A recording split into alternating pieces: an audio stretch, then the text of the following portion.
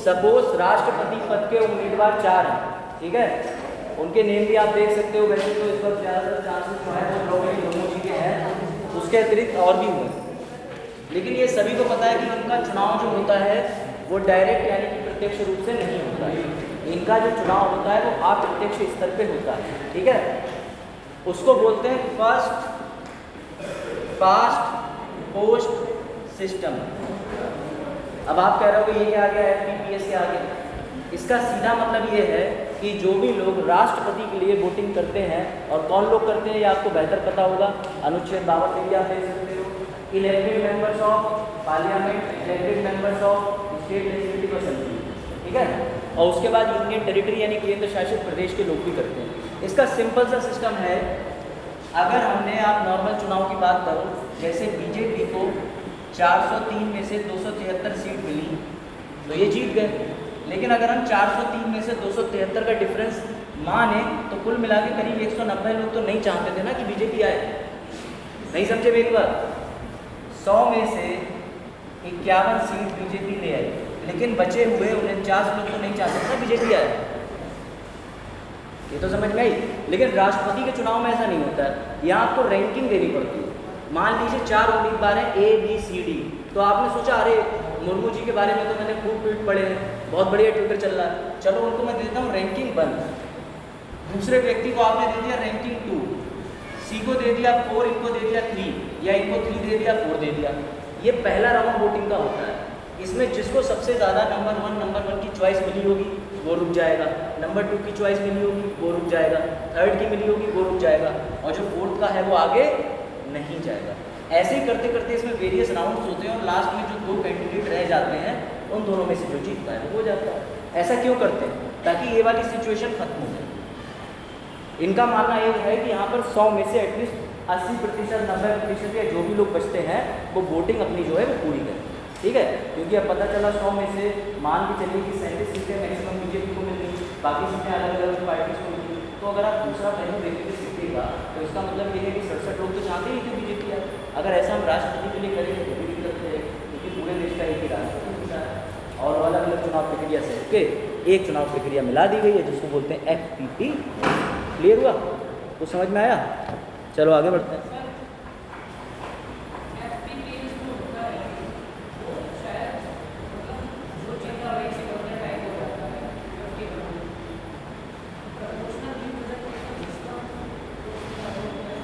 आपको बात करना चाहते हो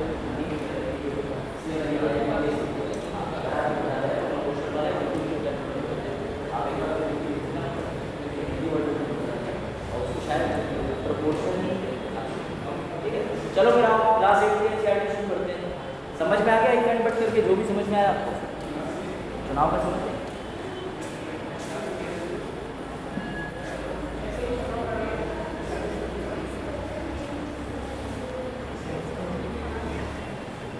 चलो कौन कौन लाया NCERT?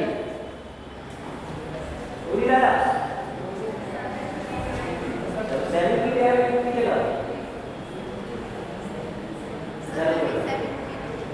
अपने मोबाइल में डाउनलोड करना चाहूँगा, ठीक है। चलो शुरू करो। कल से पहले 1-2 सवाल ले लेता हूँ आपसे, ठीक है, बता दीजिएगा। क्या हुआ अरुण? नहीं खुल रही है? कोई बात नहीं, उसको ओपन करने की खास ज़रूरत नहीं पड़ेगी। आ जाओ, बजाता आओ, जल्दी आओ। क्लास 8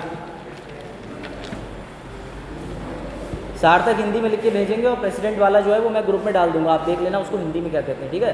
वो ठीक बता रहे हैं, प्रोपोर्शनल करके जो भी है वो कहा जाता है, बिल्कुल ठीक बताया उन्होंने, ठीक है। चलो नाउ क्लास 8 की NCERT का पहला चैप्टर है मेकिंग ऑफ इंडियन कॉन्स्टिट्यूशन या मेकिंग ऑफ कॉन्स्टिट्यूशन, ठीक है। उस किताब की अगर बात करें तो उसमें बात करी गई है फुटबॉल और वॉलीबॉल की, फुटबॉल और वॉलीबॉल के गेम की। अब आप सोचोगे फुटबॉल और वॉलीबॉल के गेम की बात संविधान से कैसे कनेक्टेड है, तो यहाँ पर इन्होंने बताने की कोशिश करी है कि हर खेल के अपने नियम होते हैं। क्या होते हैं? नियम। अगर मान के चलिए किसी ग्राउंड पर खिलाड़ियों से कह दिया जाए कि तुम अपनी मर्जी के अनुसार जो तुमको खेल खेलना है, जैसे खेलना है खेलो, तो कोई रूल और ये सब देखने के लिए रेफरी बना दिया जाता है और रेफरी चेक करता है कि कौन सा रूल सही से प्रैक्टिस हो रहा है कि नहीं हो रहा है। अब इसी को आप व्यापक स्तर पे अगर सोचो कि देश के अंदर 125 करोड़ की जो आबादी है, अगर सब कुछ छोड़ दिया जाए कि आप अपनी मर्जी से देश के अंदर कोई भी नियम, कोई भी पालन, जैसा देश चलाना चाहते हो चलाओ, तो कितनी समस्या है, समझ सकते हो। इसीलिए देश को चलाने के लिए ज़रूरी होती है रूल बुक, जिसको हम बोलते हैं देश का। ये समझ में आया। अब दूसरी चीज, अगर देश का संविधान ना हो तो क्या देश चल सकता है? बिल्कुल चल सकता है, और चल रहे हैं कई सारे देश। हमारे यहाँ जो देशों में राज्य करने की प्रथा चली आई है पहले से, राजा और महाराजा, जिसको हम राजशाही कहते हैं कि राजा का बेटा राजा होगा, उसको बोलते हैं मोनार्की, यानी कि राजशाही और राजतंत्र सिस्टम। लेकिन उससे दिक्कत ये आ रही थी राजशाही से कि जो राजा का बेटा होता था,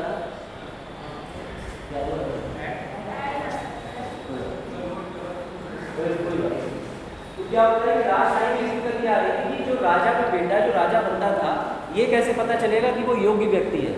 मान लो फॉर एग्जाम्पल कि एक राजा है, उनको घोड़ों से बड़ा लगाव होता है, उनका बेटा जो पैदा हुआ उसको भी अपने पिताजी के घोड़ों से लगाव वाली बात बहुत पसंद थी। उसने पूरे राज्य में घोड़े घोड़े लाके खड़े कर दिए, वो सिर्फ घोड़ों पर ध्यान देता था।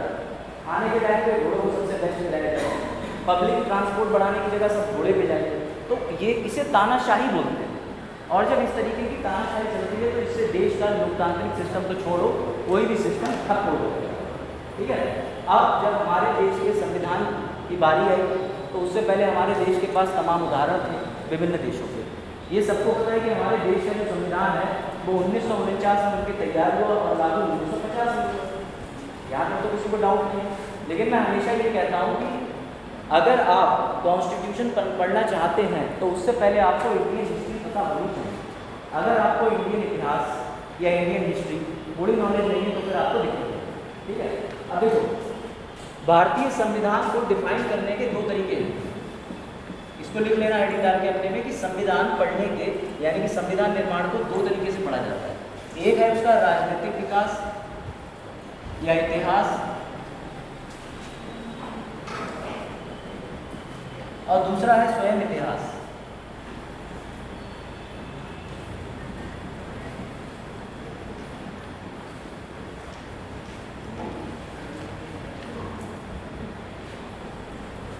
अगर इसको बेसिकली हम मोटा मोटा डिवाइड करना चाहें तो आपने देखा होगा कि राजनीतिक इतिहास के अंदर जब यहाँ पर ब्रिटिशर्स आए थे, अपनी सबसे पहले एक कमर्शियल यानी कि एक कंपनी के व्यापारी बन के आए थे, और व्यापारी बनते बनते उन्होंने क्या करा, भारत के ऊपर शासन करना शुरू किया। और अगर हम इतिहास की बात करें तो इतिहास में अंग्रेजों के लिए सबसे जो खराब इंसिडेंट रहा है जिससे उनकी अटेंशन भारतीयों के ऊपर गई, वो 1857 का प्रथम युद्ध था, सभी को पता है, ठीक है। अब बात करेंगे आज हम लोग बेसिकली इस फैक्टर कि इतिहास का क्या रोल रहा है हिस्ट्री के निर्माण में, ठीक है। इसको लिख लीजिए अपनी कॉपी में, ऐसे बना लीजिए चार्ट को, ये बाइफर्केशन कर लीजिए, क्लासिफिकेशन। और जब भी आप ऐसे नोट लिखेंगे तो उसको ध्यान रखिएगा। ये राजनीतिक इतिहास है 1773 से, और हमारा जो इतिहास है वो सभी को पता है।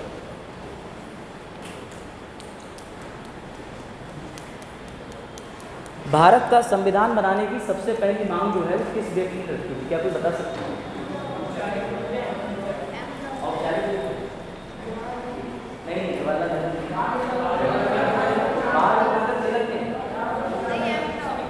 एम.एन. राव, लक्ष्मीकांत पढ़ी किसी ने?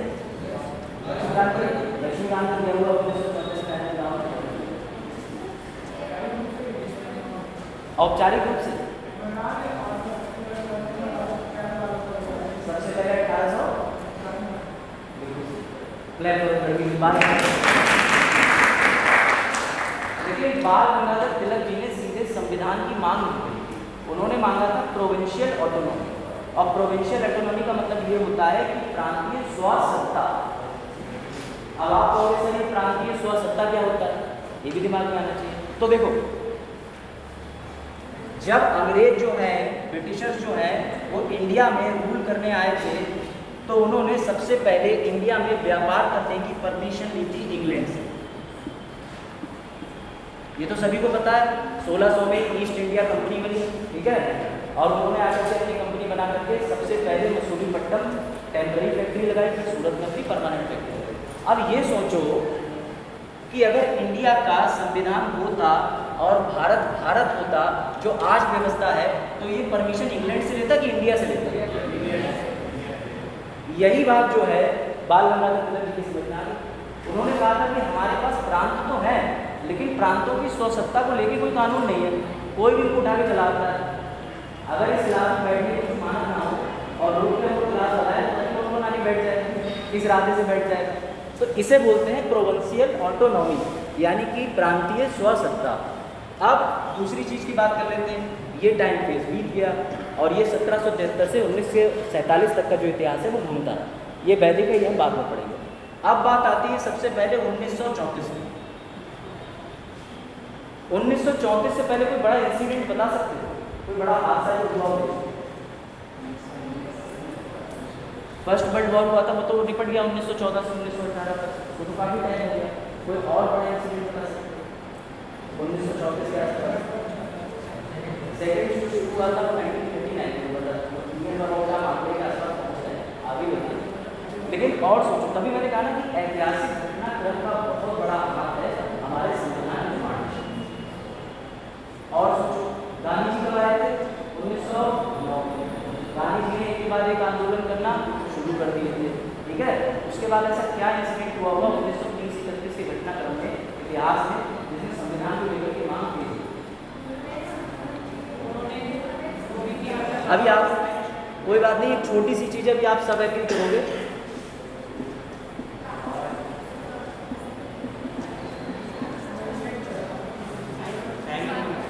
साइमन कमीशन आया, ठीक है।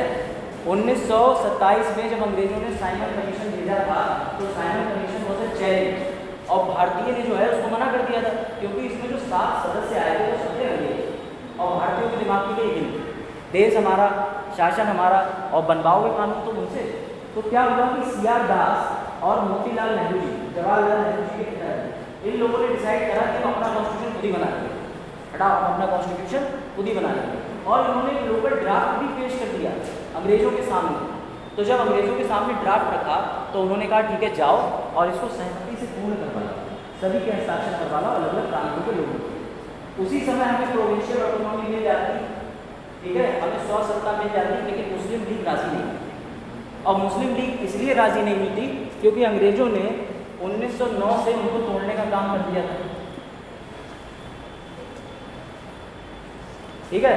अंग्रेजों ने मुस्लिम लीग को क्यों नहीं भारतीयों की तरफ होने दिया? उनका मानना था कि फूट करो और राजनीति, फूट डालो और राजनीति करो, डिवाइड एंड रूल। नाउ जब 1927 के बाद में साइमन कमीशन बुरी तरीके से विफल हो गया, किसी भारतीय ने उसका सहयोग नहीं करा, तब कंडीशन आती है MN रॉय जी की।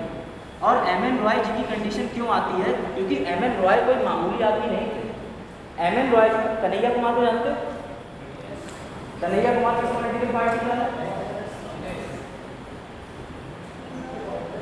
रिसेंटली कांग्रेस में, but he was the product of which party? वो कौन सी पार्टी से बिलोंग करता था सबसे पहले? आयशा। और थोड़ा पीछे जाओ, कम्युनिस्ट। हाँ, ये बात। तो मेन जो प्रोडक्ट है, क्योंकि हम लोग उसके फाउंडेशन की बात कर रहे हैं, स्टूडेंट यूनियन तो खैर उसके 10 साल बाद बना, आयशा जी का है। लेकिन हुआ क्या कि जो भारत के अंदर कम्युनिस्ट पार्टी है उसके फाउंडर हैं MN रॉय। अब कम्युनिस्ट पार्टी जो है वो ये कहती है कि पूंजीवादी लोगों से लेकर के संपत्ति जो है वो साम्यवादी उसको बोलते हैं। कम्युनिस्ट का मतलब होता है साम्यवादी, यानी कि समाज में लोगों तक डिलीवर कर दो, हर किसी के पास में इक्वल अधिकार होने चाहिए, हर चीज़ की समानता होनी चाहिए। लेकिन ये आज के समय पे प्रैक्टिकल और पॉसिबल तो नहीं हो पा रहा है, इसलिए CPM यानी कि कम्युनिस्ट पार्टी की सोच खराब हो जाती है। तो इस व्यक्ति ने फिर से सबसे पहली बात ये बात रख दी 1934 में। अब देखो ये ठहरे कम्युनिस्ट पार्टी के, और 1885 में एक ऐसी पार्टी बनी थी जिसने सबसे लंबे समय तक भारत में अपना योगदान दिया, अपनी सुविधाएं दी, उसका नाम था कांग्रेस पार्टी। अब जो 1885 की पार्टी है और वो 1885 से रिंग के आ रही है, धीरे धीरे स्लो वॉक करके आ रही है, और जब संविधान बनने का टाइम आ रहा है तो क्या वो अपना क्रेडिट लेने से पीछे भाग गए? एक व्यक्ति ने 10 साल मेहनत करी, एक साल में प्रमोशन पा रहा है, तो 10 साल वाले को बुरा नहीं लगेगा क्या? यही दिक्कत हुई कांग्रेस के साथ। अब कांग्रेस ने कहा कि मेहनत करें हम और ले जाओ तुम, अगली जो डिमांड आएगी वो किस पॉलिटिकल पार्टी की आएगी? किस पार्टी की डिमांड है?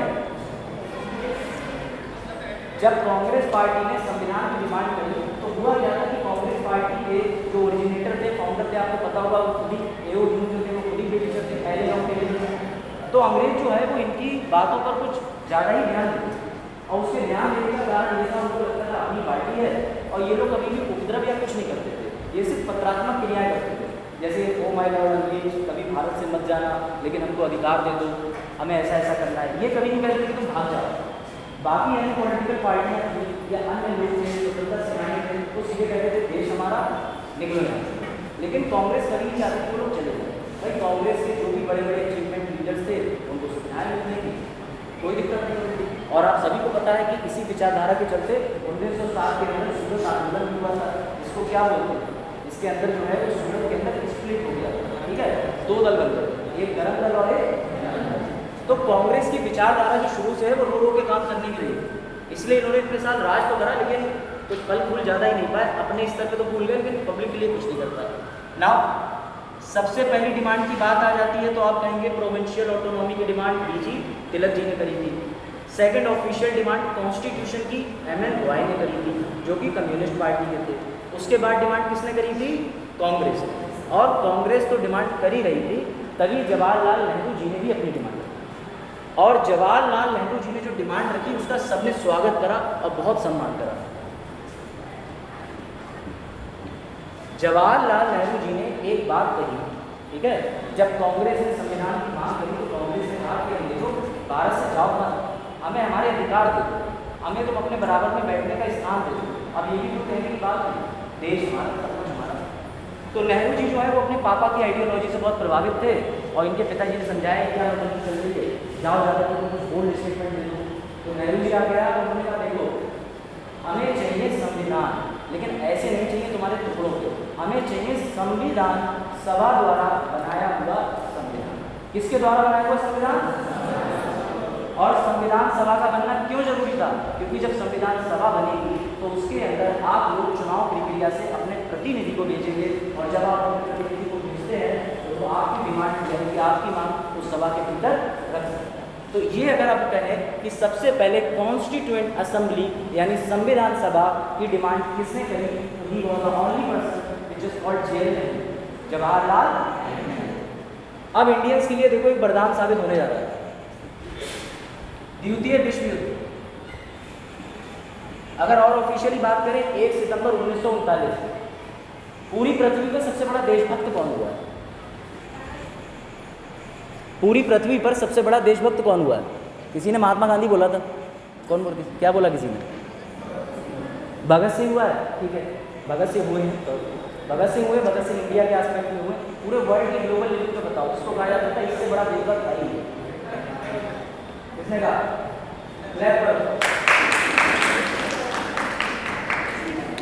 वो उस सोच का व्यक्ति था जो चाहता था कि पूरे वर्ल्ड के नक्शे पे सिर्फ और सिर्फ जर्मनी दिखे, उसके दिमाग में यही घिसा एडोल्फ हिटलर हो गया पागल, ठीक है, और उसने अपनी ऑर्गेनाइजेशन सबको पता है, ही वाज द नाजी, और वो नफरत करता था ज्यूइश से। और ज्यूइश लोग कौन होते हैं? ज्यूइश लोग जो इसराइल में रह रहे हैं आज की डेट में, थोड़े से तबके के लोग, but they are very great, ठीक है, उनका ओरिजिन भी जैसे नाम है। हुआ क्या कि 1 सितंबर 1939 को इस पागल आदमी ने पोलैंड के ऊपर कर दिया हमला, और इसी के साथ हमला करने के साथ ही शुरुआत हो गई द्वितीय विश्व युद्ध की। अब जो द्वितीय विश्व युद्ध हुआ उससे पहले एक विश्व युद्ध हो चुका था। अब आपको पता है कि विश्व युद्ध क्या होता है? राष्ट्र का तो होता नहीं, राष्ट्र का होता है नुकसान। एक एडोल्फ हिटलर और एक व्यक्ति और था इटली का, आप लोगों ने सुना होगा मसलानी करके एक नाम सुना है, बेनिटो मुसोलिनी, सुना है नहीं सुना? चलो उसके बारे में बता देते हैं। इटली का एक पागल व्यक्ति और था बेनिटो मुसोलिनी, और ये थे एडोल्फ हिटलर। दोनों लोगों ने मिलकर एक पैचअप कर लिया, मतलब होता ना एक जैसे लोगों की संगति और दोस्ती जल्दी हो जाती है, तो ये दोनों बिगड़े लौटे थे और उन्होंने कहा चलो यार राष्ट्र को बिगाड़ते हैं, ठीक है। तो भाई दोनों ने मिल करके हमला और अटैक करना शुरू कर दिया। नाउ सबसे बड़ी बात आप देखो कि एक तरफ थी एलाइड पावर, और जो एलाइड पावर थी उसमें आ जाते हैं ब्रिटिशर्स, यूएसएसआर, यूएसए और भी एक दो आगे पीछे कंट्री है। अब दिक्कत ये हो गई कि ब्रिटिशर्स को आर्मी की जरूरत पड़ रही थी द्वितीय विश्व युद्ध लड़ने के लिए। ब्रिटिशर्स को आर्मी की जरूरत पड़ रही थी एडोल्फ हिटलर और बेनिटो मुसोलिनी के खिलाफ लड़ने के लिए, तो वो अपने लोग मरवाएगा क्या? किसको आगे करेगा? जो उसकी कॉलोनी जिस पे उसने क्या कर रखा है, शासन कर रखा है। तो ऐसे में उसने भारतीयों के 42,000 सैनिकों को लात मार के आगे बढ़ाया। लेकिन ऐसे नहीं बढ़ाया, दे वर वेरी क्लेवर। उन्होंने 1942 के अंदर क्रिस्प मिशन लॉन्च कर दिया। कौन सा मिशन? एक मंत्री था, उसका नाम था स्टैफोर्ड क्रिस्प, ठीक है, क्रिप्स या क्रिप्स जो भी हो, तो क्रिप्स थे। तो फिलहाल क्रिप्स महोदय जो है उन्हें भारत में इसलिए भेजा गया कि तुम लोगों को जाके आश्वासन दिलाओ कि ऐसा है, भारत जो है आज़ाद हो जाए, चिंता ना करो। लेकिन इस वक्त हमारे भाई बिरादरी के लोग जो हैं, जो तुम्हारे मालिक हैं, वो बड़ा परेशानी है, तो तुम एक काम करो कि मदद करो। इस काम के लिए सबसे पहले उन्होंने सबसे सीधे व्यक्ति को चुना, और सबसे सीधा व्यक्ति आप जानते हो, महात्मा गांधी।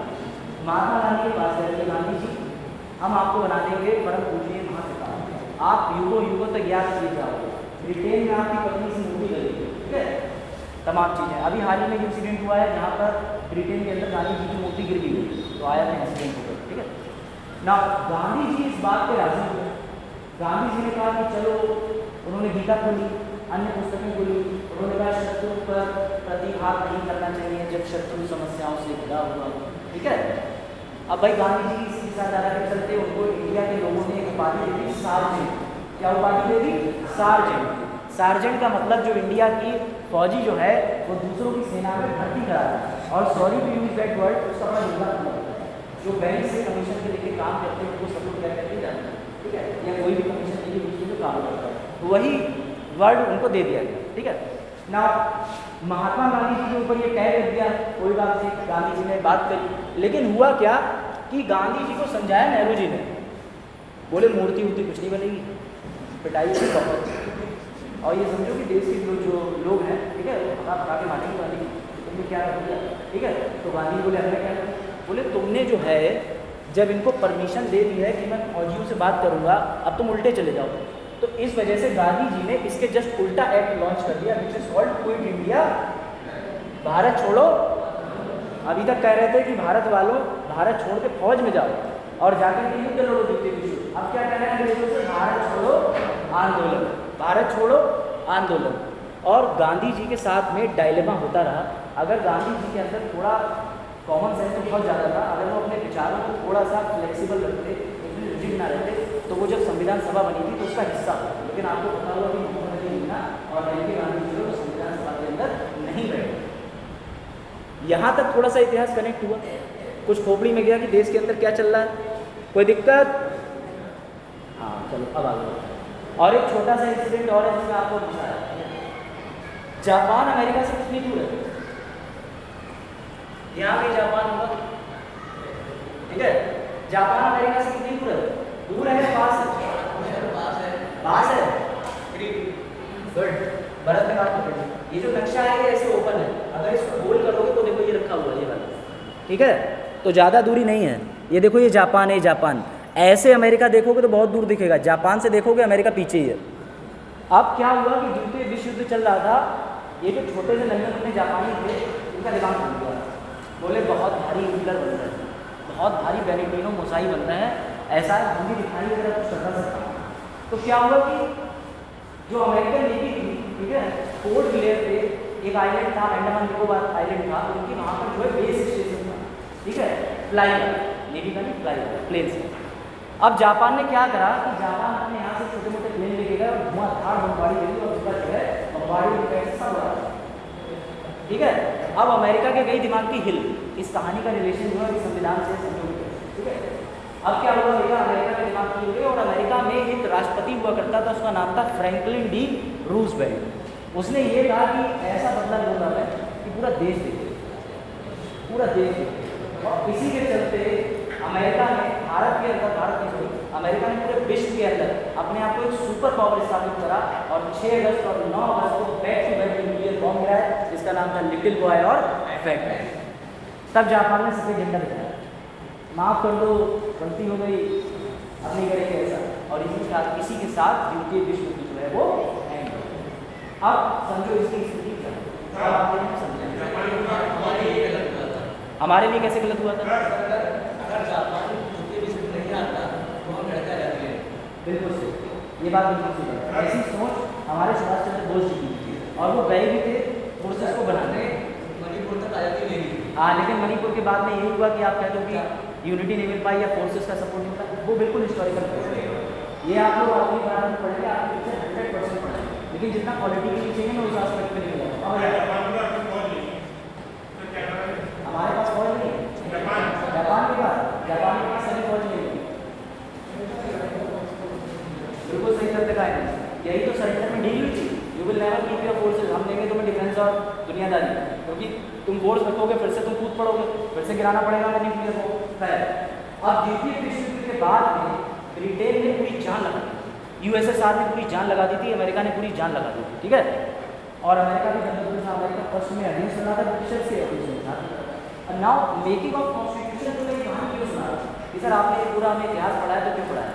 द्वितीय विश्व युद्ध होने के बाद जब टाइम पीरियड आया 39 से 45 का, तो जब देश विश्व युद्ध लड़ते हैं तो उनका जो कोष है क्या होता है, पैसा क्या होता है, क्या वो शासन करने की स्थिति में होंगे, क्या वो शासन करने की स्थिति में होंगे। ऐसे में अंग्रेजों को ये बात पता चल गई, now don't have sufficient fund, we have to leave all the nations which are covered, जो सारे नेशंस पे रूल कर रहे हैं उनको धीरे धीरे छोड़ने पड़ेंगे, उनको ये बात पता चल गई। फिर उन्होंने आश्वासन देना शुरू किया और भारत के अंदर उन्होंने एक आश्वासन और दे दिया। क्या आश्वासन दिया पता है किसी को? अगस्त ऑफर आया था, इससे पहले 1940 में अगस्त ऑफर आया था, उसमें भी उन्होंने ये बात कही थी। लेकिन जब उनका राजकोष पूरी तरीके से खाली हो गया तब उन्होंने एक प्लान निकाला जिसको बोलते हैं माउंटबेटन प्लान। क्या बोलते हैं?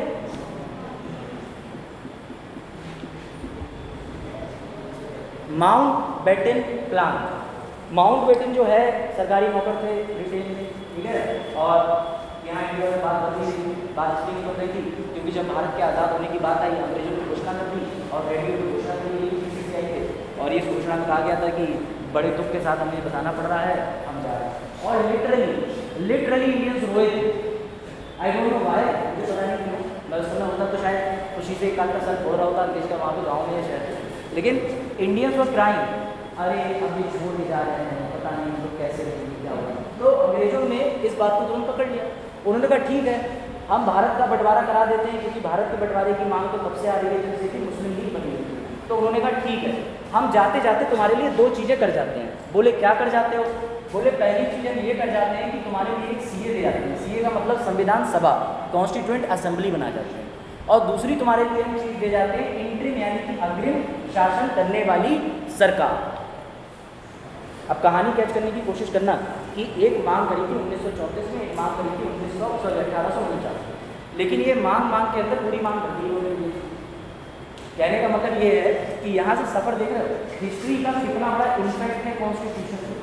अगर द्वितीय विश्व युद्ध नहीं होता तो शायद इन लोगों का राजकोष खाली नहीं होता और ये 10 साल रूल कर लेते।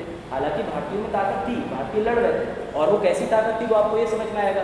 अगर मान के चलो ये इंडिया है तो इसका नॉर्थ ईस्ट साउथ वेस्ट कहीं से आप लगा लो, वो लोग 1 लाख थे। 1 लाख अंग्रेजों ने हमारे ऊपर शासन करा और हम आबादी में उनसे कई टाइम ज़्यादा थे। कितने टाइम ज़्यादा थे हम आगे पढ़ेंगे, समझोगे, ठीक है। नाउ डिसाइड हुआ कि एक अग्रिम सरकार दे दी जाएगी, इंटरिम गवर्नमेंट दे दी जाएगी, और डिसाइड हो गया कि हम आपको संविधान सभा दे देंगे। यहाँ तक हमारे पास प्रांतीय स्वसत्ता आ चुकी है, यहाँ तक हमारे पास प्रोविंशियल ऑटोनॉमी आ चुकी है। ना सबसे बड़ा सवाल कि ये जो भारत है, आज आप इतना भारत देखते हो, लेकिन आपको पता होना चाहिए कि भारतीय महाद्वीप पे ये सब आते हैं, बलूचिस्तान, अफगानिस्तान, पाकिस्तान और भी आसपास के जो देश पहले हुए थे, जो पूरे इंडियन सब कॉन्टिनेंट का पार्ट है। और यहाँ पे करीब करीब 547 से 551 रियासतें थी। क्या थी? रियासतें।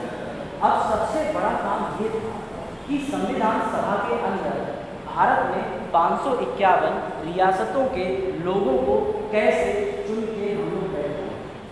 मेरी बात कैसे समझना? जब तक संविधान सभा नहीं होगी तब तक हम भारत का संविधान नहीं बना पाएंगे, और भारत का संविधान हम बनाएंगे तो फेल हो जाएंगे जब तक लोगों की भागीदारी नहीं होगी। लेकिन लोगों की भागीदारी जो आप लाओगे वो भागीदारी किस बेसिस पे लाओगे? जब तक आपके पास 551 रियासतों की आपस में तालमेल ही नहीं।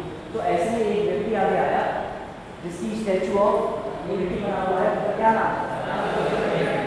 और उन्होंने एक रियासत के जाकर के राजा रजवाड़ों से बात करी और उन्होंने एक होने की बात करी। उन्होंने कहा कि देखो एक बार संविधान सभा बन गई, बस तुम बैठ लो, कोई दिक्कत नहीं। हमारा संविधान बनता है, उसके बाद तुम फ्री हो मौकी हो। तो बाकी है का अरे आप बोले और आपको सर एक्स्ट्रा प्रिविलेज मिलेंगे। अंग्रेज तो आपको कुछ नहीं देते थे। We will give you 2 room flat, 3 BHK, 2 kitchen, 5,000 per month pension, मतलब ऐसा पैकेज। ये एग्जाम्पल है। उन्होंने बढ़िया से बढ़िया सुविधाएं दी। तो राजा ने कहा अच्छा हम राजा तो कहलाएंगे। अरे साहब बिल्कुल राजा कहलाओ। उनको पता ही नहीं उनके साथ क्या होने वाला है। उन्होंने कहा बस साहब ये एक पत्र है, इस पर साइन कर दो। तो बोले इस पत्र पे साइन करने की बस सर एक कंडीशन कि आप हमारे होटल में अगर आ गए तो आप अपना कमरा तोड़ के ले जा नहीं सकते। यानी होटल मतलब पूरा राष्ट्र भारत हम बनाएंगे और आप जो भी रियासत जोड़ दोगे तो कल को आप तोड़ के भाग नहीं सकते, यानी कि अखंड भारत का हिस्सा बनेगा। तो उन्होंने कहा हम तो राजा ही हैं, कोई बात नहीं, राजा एक बार फैसला लेता है तो लेता है। बंदे ने पेंशन दुनियादारी सब कुछ तो मिल ही रहा है। राजा राम तुरंत उसको बोलते हैं एसेशन, एसेशन पे साइन करते हैं, यानी विलय होने के प्रस्ताव।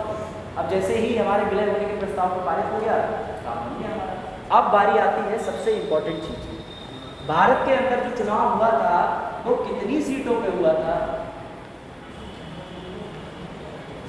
भारत के अंदर जो हमारी ये इंटरिम सरकार बनी थी और सीए कॉन्स्टिट्यूशन असेंबली बनी थी, ये कितनी सीटों पर चुनाव कराएगी बताओ? पढ़ा होगा आप लोगों ने। कितनी सीटों पर चुनाव कराएगी? उन सीटों की संख्या है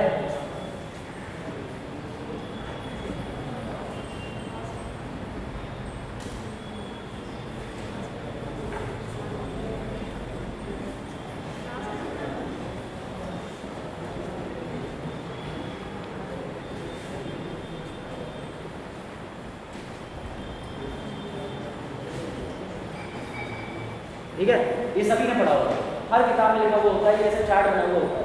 ठीक है, लेकिन जब मैंने ये चार्ट पढ़ा था तो मेरी कॉपी हो गई। सबसे पहले मेरे दिमाग में ये सवाल आया 389 की, 389 की, 400 की, 402 की, 500 की। अगर रियासत 551 तक थी तो 551 क्यों नहीं है?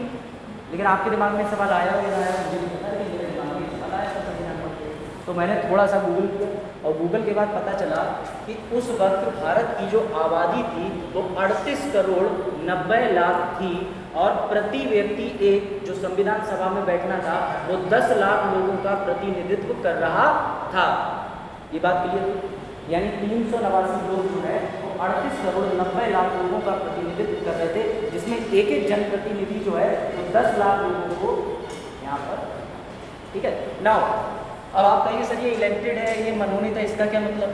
तो आप सभी को पता है कि राज्यसभा के अंदर जैसे कुछ सीटें मनोनीत होती हैं, नॉमिनेटेड होती हैं। सचिन तेंदुलकर कहीं से जीत के तो आए नहीं हैं, कल भी मैंने बताया था, लेकिन सचिन तेंदुलकर को हम यहाँ उठा कर बिठाते हैं क्योंकि उन्होंने भारत के अंदर ऐसे काम किए।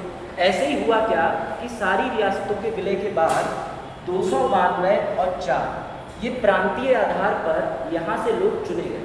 प्रांतीय आधार का मतलब ये था कि हमारे पास 11 प्रांत रह गए थे, सब कुछ संकुचित होके, और 11 प्रांत का मतलब पहले से तो रियासतें थी, फिर आगे जैसे बॉम्बे प्रांत, मद्रास प्रांत, त्रिभुवन प्रांत, इस तरीके से अलग अलग प्रांतों में पूरा भारत जो है वो विभाजित हो गया था। 11 तो प्रांतों से हमने 292 प्रतिनिधि ले लिए और ये सब इनडायरेक्ट इलेक्शन हो रहा है, डायरेक्ट वाला नहीं हो रहा है कि ईवीएम मंगवाया वहाँ से और कहा कि आ जाओ अपनी पर्ची छांट रहे हैं टेंट में लग के और चुनाव में वोट डालें, ऐसा नहीं था। जनप्रतिनिधि इन लोगों ने फेमस पर्सन जो भी थे उस एरिया के, जिनके लिए पीपल सपोर्ट करते थे, एक्टिव लीडर थे, वो ले लिए। नाउ दूसरी चीज, ये तो हो गया प्रांत। आज भी आप देखते होंगे कि कुछ लोग कहते हैं हेडक्वार्टर है, कमिश्नरी है, पीलीभीत या संबल में हेडक्वार्टर है, मुरादाबाद कमिश्नरी है, तो ये सारा जो विभाजन करा हुआ है वो अंग्रेजों के टाइम से है। ये 11 प्रांत का तो मतलब ये था कि जो सीधे सीधे गवर्नर के कंट्रोल में होते हैं। आज भी प्रांतों में गवर्नर होता है, आज भी प्रांतों में राज्यपाल होता है कि नहीं होता है? कुछ प्रांत इन लोगों ने ऐसे चयनित कर रखे थे जिनको ये बोलते थे चीफ कमिश्नरी। चीफ कमिश्नरी, चीफ कमिश्नरी का मतलब ये होता था कि वो थोड़े छोटे प्रांत हैं जहाँ पर एक गवर्नर की जरूरत नहीं पड़ेगी, परंतु वो प्रांत की गिनती में आते हैं। तो अगर हम बात करें कितनी सीटों पर अप्रत्यक्ष चुनाव हुआ तो वो हुआ टोटल 296, यानी कि 292 प्लस 4। और कितने लोग नामांकित किए गए थे? 93। ये 93 में वही लोग थे कि जब सरदार वल्लभ भाई पटेल जी ने प्रयास किया उसके बावजूद भी नहीं टूट रहे थे। नहीं टूटने का मतलब ये था कि एक थे हमारे बहुत ही ज़्यादा नवाबजादे, उनका नाम था निज़ाम हैदराबाद, पता होगा आप लोगों को, सबसे लास्ट में। तो हैदराबाद वाले जो निज़ाम थे, नवाब थे, वो मान ही नहीं रहे थे, उनको समझ में नहीं आ रहा था। वो कह रहे थे मुझे पूरा होटल दो, मैं तो अलग देश बन के रहूँगा। और और उन्हीं के शायद परपोते या परदादे जो हैं ओवैसी, ठीक है, ये उन्हीं के खानदान से आते हैं, ठीक है। तो ये इनकी हिस्ट्री है, इसलिए हम लोग ओवैसी को बड़ा देखते हैं, आजकल फॉलो करते हैं, देखते नहीं वो आ जाते हैं, ठीक है। तो फिलहाल इन रियासतों के लोग जो है ना उनको मनोनीत किया गया था, जैसे कि त्रवणकोर के राजा, यहाँ के राजा, उनसे कहा था कि सर आप बैठ जाओ, आप कुछ मत करना, ठीक है, आप बस बैठ जाओ, और बैठने के साथ ही सिर्फ बैठने की हम आपको सुविधा दे देंगे, क्योंकि उनको पता था एक बार संविधान मिल गया और हमारे पास संवैधानिक शक्तियाँ आ जाएंगी तो इनको कहीं से खेच नहीं जाएगा, उनको पता था। अभी सिर्फ और सिर्फ भारत के अंदर जल्दी थी तो संविधान बनाने, यहाँ पे क्लियर सिचुएशन। नाउ ये जो 4 प्रांतों से आए थे, ये भी आए थे दिल्ली से, अजमेर से, कुर्ग से, और एक जगह कौन सी बताओ। इसीलिए मैंने कहा कि ये पूरा जो है वो इंडियन सब कॉन्टिनेंट की बात हो रही है। इंडियन सब कॉन्टिनेंट में बलूचिस्तान भी आता है। एक वर्ड है, एक कंट्री है, एक फैक्ट बता दूँ, शायद बताओ आप लोगों को, इसका मतलब क्या है। एक लड़का था, जो लड़का मान लिया उसने मांग ली, क्या आपने इतिहास बताया कि वो इंडियन चला गया था और निकाल रहा था, मांग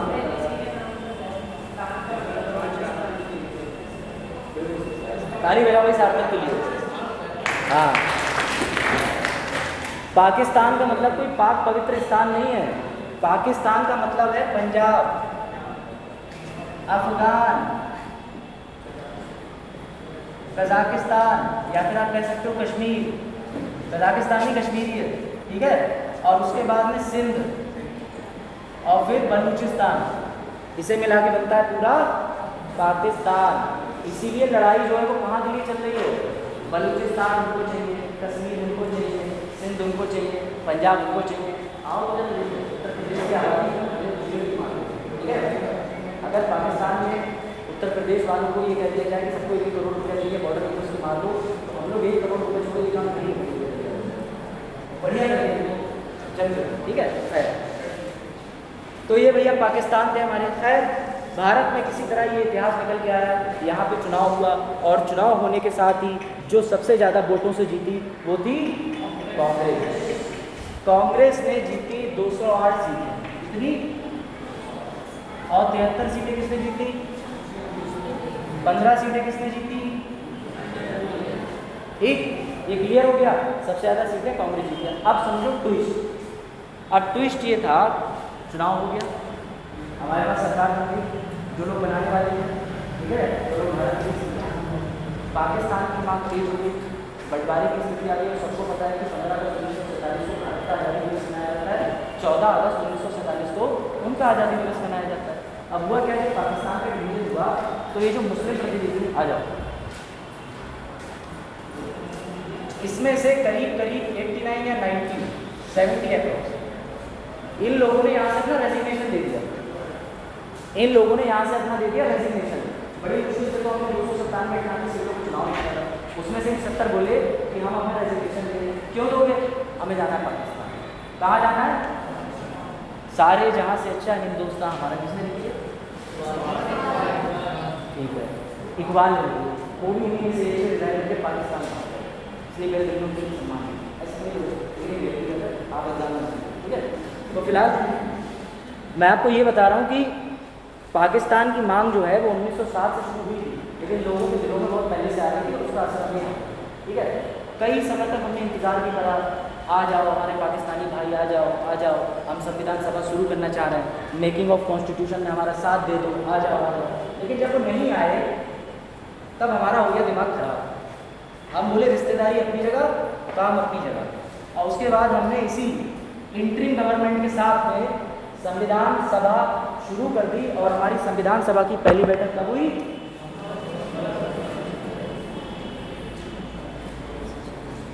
अब साहब 9 दिसंबर 1946 को संविधान बनाने की पहली मीटिंग होने जा रही है। और मीटिंग में सबसे बड़ा रोल होता है अध्यक्ष का। इसका रोल होता है, अगर कोई अध्यक्ष नहीं होगा तो कैसे गाइड करेगा, क्या करेगा। आप खुद सोचो कि अभी आप रूल बनाने चाह रहे हो और रूल बनाने से पहले रूल बनाने वाला ही नहीं, तो क्या दिक्कत आएगी। इसीलिए समय समय पे हमने दूसरे संविधानों को ढूंढा और वहाँ से आना चाहिए। तो हमारे पास संविधान जो है इस मामले में जो सबसे अच्छा साबित हुआ वो था फ्रांस। हमने फ्रांस के कॉन्स्टिट्यूशन से देखा कि जब हमारे पास कोई अध्यक्ष नहीं होता है तो जो सबसे वृद्ध व्यक्ति होता है, ठीक है, उसको लेकर हम अध्यक्ष बना सकते हैं ऐसी परिस्थिति में। तो हमको कौन मिले? डॉक्टर एस सच्चिदानंद, ठीक है। How old he was? 81 साल के साहब थे, लेकिन साहब को 81 साल की उम्र हुई है। जब 2-3 दिन डिबेट शुरू हुई, 2-3 दिन सारी बातें शुरू हुई, तो उसके बाद 11 दिसंबर को हमने एक परमानेंट पर्सन चुन लिया डॉक्टर सच्चिदानंद के बाद। Who was? डॉक्टर, हमारे पास परमानेंट अध्यक्ष किया। इसीलिए जब भी क्वेश्चन आए इसलिए हम खास कर नहीं पूछता, तो हमेशा याद रखना कि टेम्पररी अस्थायी लिखा हो तो सच्चिदानंद, और स्थायी अस्थायी कुछ ना लिखा हो तो डॉक्टर राजेंद्र, ठीक है ना। अब डिबेट और सारी चीज़ें शुरू हो गई, भाई जाहिर सी बात है होना था। इसी बीच में एक समस्या और हुई है। जब हम भारतीय देश का संविधान बना रहे थे, ठीक है, तो संविधान में इतना खर्चा होगा, इतने लोग बैठे, क्या आइडिया होगा, कौन तैयार करके कैसे रखेगा, इस चीज़ के पास हमारे पास कोई रिकॉर्ड नहीं था। सिर्फ हमारा आगे बढ़ करके फाइलिंग करने में लगे हुए, राम के नाम पे सब छोड़ रखा था। खैर, सभी को पता है संविधान के कब, कितने साल, कितने महीने, कितने दिन में तैयार हुआ?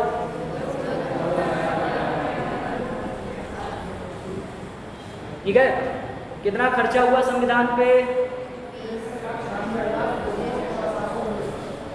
64 लाख। बजा दो ताली बजा दो। 64 लाख 93,763 लाख। सही है, 96 बस बता दो भाई, ठीक। करीब 64 लाख के आसपास में खर्च हुआ और संविधान। अभी आप सोचोगे 64 लाख बहुत कम है, लेकिन 64 लाख उस समय, ठीक है ना। हमारा संविधान बनके धीरे धीरे करके तैयार हो रहा था, डिबेट हो रही थी, सारी बातें चल रही थी। तभी क्या हुआ कि संविधान बनने के दौरान में एक ट्रेजेडी और हुई। तो बता सकता है ट्रेजेडी क्या हुई? तो ये ट्रेजेडी बहुत सारा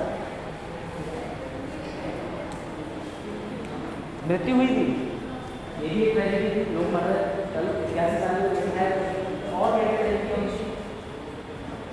ट्रेजेडी ये हुई थी कि इन बुद्धिमान लोगों ने संविधान जो बनाया था वो ऐसे बनाया था। आर्टिकल 19 बात करेगा अभिव्यक्ति की, आर्टिकल 20 बात करेगा, अच्छा किसकी बात करेगा? अरेस्ट से बचाएगा, इससे बचाएगा। उसके नियम और कानून तो लिखी थी, उसके नियम और कानून तो लिखी थी। सबसे बड़ी चीज़, हम लोग भीमराव अम्बेडकर की याद करते, भीमराव अम्बेडकर को याद करते, उस व्यक्ति ने अकेले बैठ करके संविधान के अनुच्छेद के कितने क्लॉजेज एडेड बाय, इसीलिए उनसे महान व्यक्ति तो हो ही नहीं सकता। अगर आपको अपनी लाइफ को इंस्पायर करना है तो डेली 10 रुपये पढ़ लें। मैंने कहा कि महान लोग कौन होते हैं, उनके साथ सबसे ज़्यादा जाती हुई, क्योंकि उन्होंने कभी रिजर्वेशन को ओरिजिनली कॉन्स्टिट्यूशन के अंदर नहीं डाला था। हम सबने पढ़ा था कि सबसे पहले चंपारण 2000 के अंदर अनुच्छेद 15 को 15 ऐड किया, ये सभी को पता है। तो आप खुद सोचो कि ऐसा व्यक्ति जिसके साथ उम्र भर अत्याचार रहा, संविधान में उसको कितनी बड़ी भूमिका रही। इसीलिए हम लोग कहते हैं कि Bhimrao Ambedkar ji the God of party और भारतीय, ठीक है। बस दिक्कत ये हो गई कि भारतीय संविधान के अंदर एक घटना और हुई, जब बी आर अम्बेडकर जी ने पूरा ये तैयार किया तो उनके हाथ में एक पुस्तक थी, ठीक है। इस घटना पे डिबेट है बहुत लंबी, पढ़ना आपको बड़ा मजा आएगा। राज्यसभा ने पूरा संविधान जो है उसके ऊपर एक वीडियोग्राफी बनाई, पूरा संविधान राज्यसभा टीवी, ठीक है। उसने पूरा एक एपिसोड बनाया है संविधान सभा के गठन से लेकर भारत के आज़ादी। अभी आप लोगों को अटेंड 2023 का भी अगर देना है तो भी आपके पास सफिशिएंट टाइम, प्लीज़ आप उसको देखिए।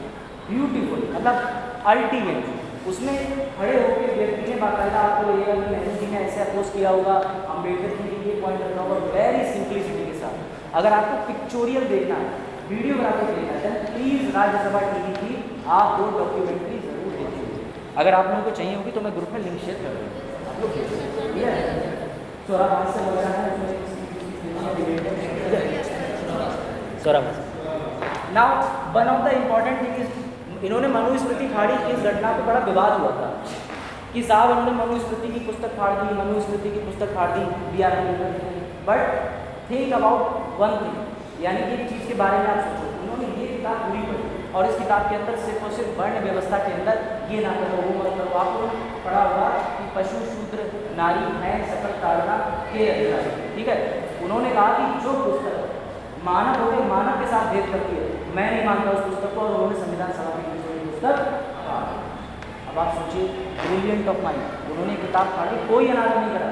भगवान कोई भी किताब किसी ने अंदर करने को नहीं करती है। जब तुम अस्पताल में कोई व्यक्ति पैदा होता है तो तुम जाके नहीं पूछ सकते कि ऐसी जनरल मुस्लिम हिंदू क्या है, तुम क्या कर सकते है। जब उन्होंने किताब फाड़ी तो इसी इंसिडेंट को कहा जाता है, इससे उनको एक नाम मिल गया, ही वाज कॉल्ड मॉडर्न। क्या कहा जाता है उनको? मॉडर्न मनु, यानी कि आधुनिक मनु। अच्छा, अब हमारी जो असेंबली है और जिन लोगों को लगता है कि रिजर्वेशन जो है वो सिर्फ और सिर्फ माइनॉरिटी मुस्लिम्स को रखा गया या सबसे पहले रिजर्वेशन बना दिया या नहीं, अंग्रेजों ने 3 विभाजन करे भारत के, मुस्लिम और सिख को छोड़ के बाकी सब जनरल, मुस्लिम और सिख को छोड़कर बाकी सब जनरल बना दिए। ऑल आर जनरल एक्सेप्ट मुस्लिम और सिख, यानी कि हमारी संविधान सभा के अंदर जो सदस्य थे उनको 3 रूप से विभाजित कर दिया। मुस्लिम रिप्रेजेंटेशन, जो कि आप 1919 के अंदर देख चुके थे कि सबसे पहले 1909 के अंदर मुसलमानों को वोट की बात की गई, उसके बाद 1909 में दायरा बढ़ा के सिख और 500 लोगों को वोट दिया गया। तो संविधान सभा के अंदर 3 तरीके का क्लासिफिकेशन हुआ था, मुस्लिम, सिख और जनरल। और जनरल के अंदर कौन आते थे? बुद्धिस्ट आते थे, जैन आते थे, ये सब। और आप लोगों को ये भी पता होगा कि घटना से रिलेटेड है, एनसीईआरटी में लिया कि doctor B are Ambedkar ji ने जब ये पुस्तक फाड़ी थी तो उन्होंने कहा था कि मैं सिर्फ ये पुस्तक ही नहीं फाड़ता हूँ, मैं ऐसे धर्म का भी क्या करता हूँ। और उसी वक्त उन्होंने बौद्ध धर्म अपना लिया। उन्होंने कहा था मैं पैदा एज हिंदू हुआ हूँ but I die as a Buddhist, ठीक है। लेकिन हमारी सरकार ने बुद्धिस्ट और जैन मतलब अलग नहीं, बाइफरकेट नहीं किया। सिख भी आज की डेट में हिंदू में आते हैं। लेकिन अब आप देख सकते हो अंग्रेजों ने मुख्य विभाजन जो है वो किसने करा? मुस्लिम, सिख और जनरल। उनका कहना था कि मुस्लिम मांग रहे हैं पाकिस्तान, इसीलिए हम लोग कहते हैं कि सिख क्या मांग रहे हैं? खालिस्तान। अब ये रूट समझ में आई, ये जड़ें समझ में आई कि अंग्रेज होके चले गए थे और इसे काट हम रहे हैं। जनरल वाली कैटेगरी तो छोड़ ही दो, इस जनरल के अंदर ऐन, जैन, बुद्धिस्ट, हिंदू, सनातनी सभी आ गए, लिंग है, बीच है, ठीक है, साउथ के अंदर रहने वाले हिंदू, ठीक है। तो इन सब को रख दिया गया। उन लोगों को ये पता था कि कुछ ऐसा छोड़ के जाओ जिससे भारतीय हमको हमेशा याद रहे, लेकिन नहीं होता है। वो यही काम करते हैं, डिवीजन करते हैं और साथ में छोड़ के अपनी औलाद जिनको हम आंदोलन बांटते हैं और उनकी भी सीट रिजर्व के प्रावधान डाल देते हैं, ठीक है। तो हमने जाके सब किया ना। अब सबसे बड़ी चीज़ ये आती है कि ये क्लासिफिकेशन मैंने आपको क्यों बताया, इसका आपको चैप्टर 2 में पता चलेगा, जिसको बोलते हैं सेकुलरिज्म। सबसे पहले ये बताओ, यहाँ तक कोई दिक्कत, कोई प्रक्रिया समझने में 389 सीट का इतिहास समझना है, वो सीटें क्यों ये समझना है, गांधी जी की भूमिका समझना है, जापान को समझना है, यहाँ तक कोई दिक्कत तो कोई डाउट नहीं, कोई मेरा बात है। हाँ,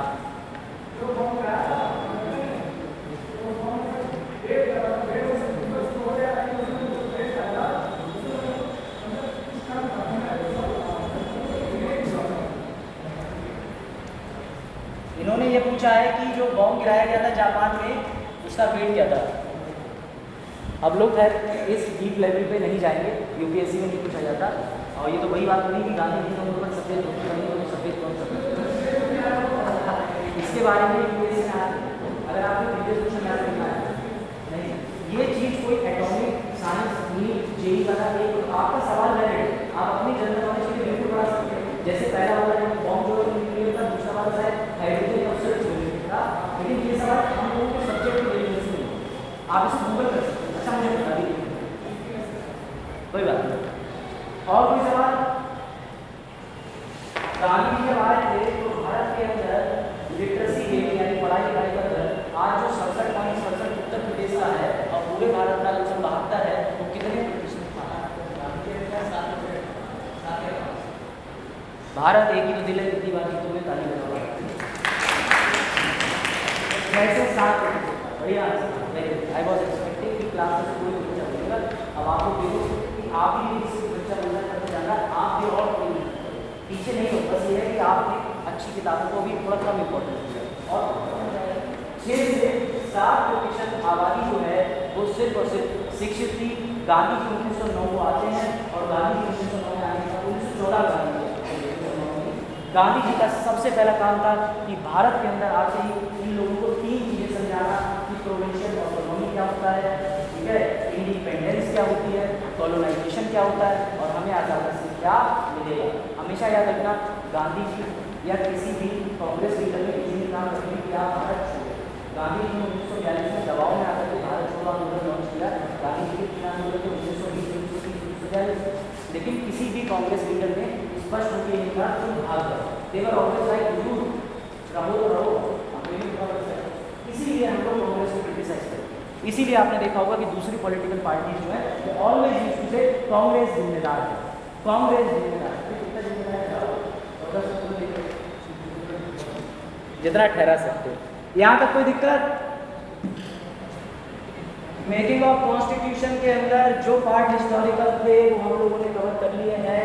इससे ज़्यादा इतिहास एक पॉलिटिकल टीचर ना पढ़ाए तो ज़्यादा अच्छा है, वरना फिर पूरा इतिहास ही हो जाएगा। 7.4 नहीं 6 to 7%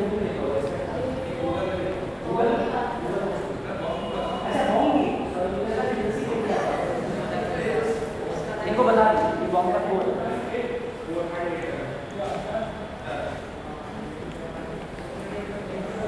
तो प्यारे छात्रों, यहाँ तक कोई दिक्कत? काका काका समझ गए? वर्णमाला से आगे बढ़े? समझ गए? यहाँ तक कोई दिक्कत? फिर से पूछ रहा हूँ, किसी को ना समझ में आया हो, पॉइंट ब्लैंक हो कोई, अब भी संविधान क्या होता है, संविधान के पीछे इतिहास कैसे जिम्मेदार है, संविधान क्यों बना, किस लिए बना, 389 सीटें क्यों होती हैं, तो पूछ सकते हो। और अगर सब कुछ क्लियर हो गया है तो मैं पूछता हूँ, पूछता है भारत। ठीक है, okay. So question number 1 is for group C. पानी किलो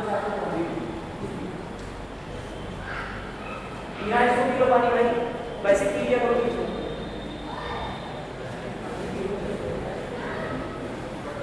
70% तो पानी की नहीं हो, थोड़ा और बढ़ा दो तो 70 हो जाए। इसका ये नहीं अंदर की हो जाएगा। चलिए, group A B C ready for the question. संविधान जो है जिन देशों का लिखित नहीं है उसमें अपने याद से बताओ कि क्या अंतर है। लिखित और आलिखित संविधान में क्या अंतर हो सकता है? भारत के पास लिखित संविधान नहीं था, लेकिन भारत के अंदर बिल चल रही और भारत को लिखित संविधान का दर्जा कब मिला? जब भारत का संविधान में क्या बनाई? संविधान सभा। This is the difference. कभी भी क्वेश्चन आ जाए कि अनरिटेन कॉन्स्टिट्यूशन और रिटन कॉन्स्टिट्यूशन में क्या डिफरेंस है, तो इसका ये अर्थ बिल्कुल नहीं कि उनके पास संविधान नहीं है। कोई भी ऐसा आप देश उठा के देख लो जिसके पास लिखित संविधान ना हो, सबके पास है। अनरिटन उसको क्यों बोला जाता है? क्योंकि कॉन्स्टिट्यूएंट असेंबली में बैठ के लोगों के प्रतिनिधियों द्वारा उसको पारित नहीं किया, इसलिए उसको क्या बोलेंगे? Unwritten constitution. Base clear? कोई दिक्कत? अब ग्रुप बी पे आ जाओ। ग्रुप बी, ये बताओ, आपको एक संविधान बनाना है, उस संविधान निर्माण से पहले आप सबसे पहले क्या प्रक्रिया करें? आपको संविधान बनाने को दे दिया जाए, सबसे पहले प्रक्रिया क्या करें? कोशिश जब गलत आता है दो, मैं गलती करेंगे तो सीखेंगे। मैं भी गलत करता हूँ, आप भी गलत। सवाल बनाएंगे और कोई आंसर पीछे से कोशिश करो। रूल्स एंड रेगुलेशन होंगे, बेसिक आंसर है यही आंसर। संविधान सभा। संविधान बनाने के लिए संविधान सभा चाहिए होगी और संविधान सभा बनाने के लिए कौन चाहिए होंगे? रिप्रेजेंटेटिव। और रिप्रेजेंटेटिव कैसे लाओगे? आप प्रत्यक्ष चुनाव से या प्रत्यक्ष चुनाव से, और साथ ही कुछ लोग नामांकित यानी कि नॉमिनेशन के जरिए लाओगे। यहाँ तक कोई दिक्कत? अब सबसे इंपॉर्टेंट चीज, ये जो संविधान सभा बनी थी, ये कौन से राज्य के अंदर बैठ के नहीं बना रहे? ये जो संविधान सभा की बिल्डिंग थी जहाँ पे बैठे थे, कौन सा राज्य था? दिल्ली।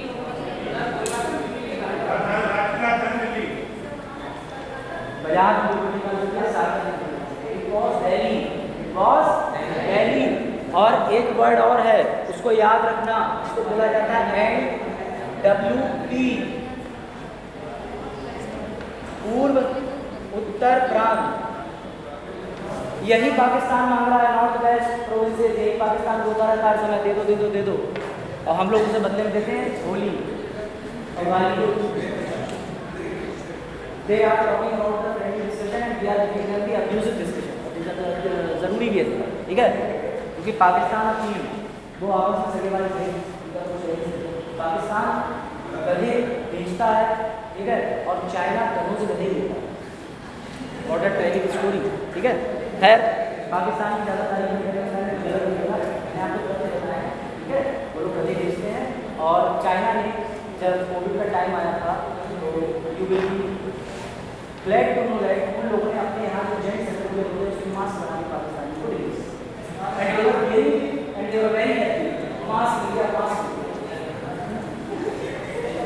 ये फैक्ट है, ये लिखा हुआ है, अखबार में लिखा हुआ है, मैं अपनी तरफ से नहीं बोल रहा हूँ भैया, मैंने नहीं भेजा था अपना कोई ऐसा, लेकिन चाइना वालों ने भेजा था, and they used to wear and they were very happy. और जब उनकी यहाँ ये बात पता चली, ठीक है, तो उसके बाद उन्होंने कैसे ये हमारी उसके खिलाफ है, ये खिलाफ है,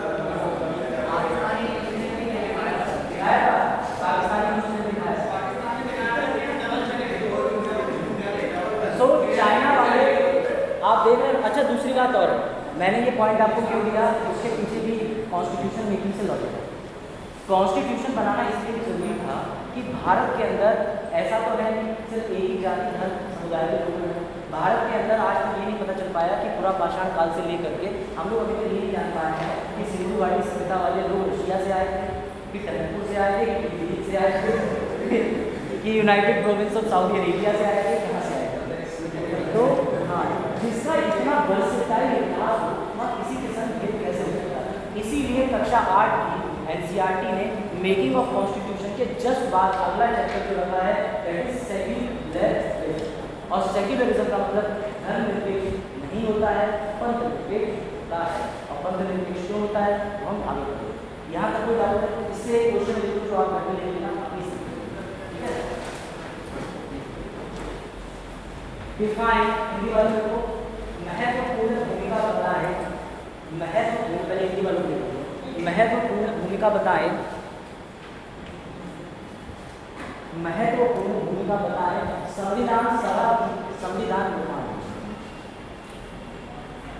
महत्वपूर्ण भूमिका बताएं संविधान सभा की संविधान निर्माण में। ठीक है, ये क्वेश्चन आपकी नॉलेज को इवॉल्व करेगा। इसको आप भले मुझे ना भेजें लेकिन प्लीज घर को दे दें, इससे आज आपने जो डेटा किया मेरे से 10% बचता है, ना बचा इसलिए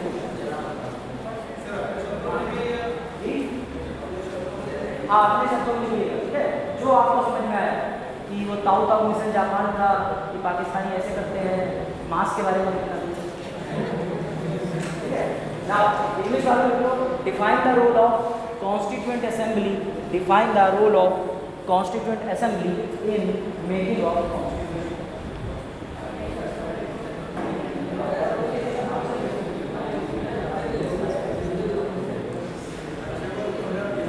Define the role of Constituent Assembly in making of Constitution.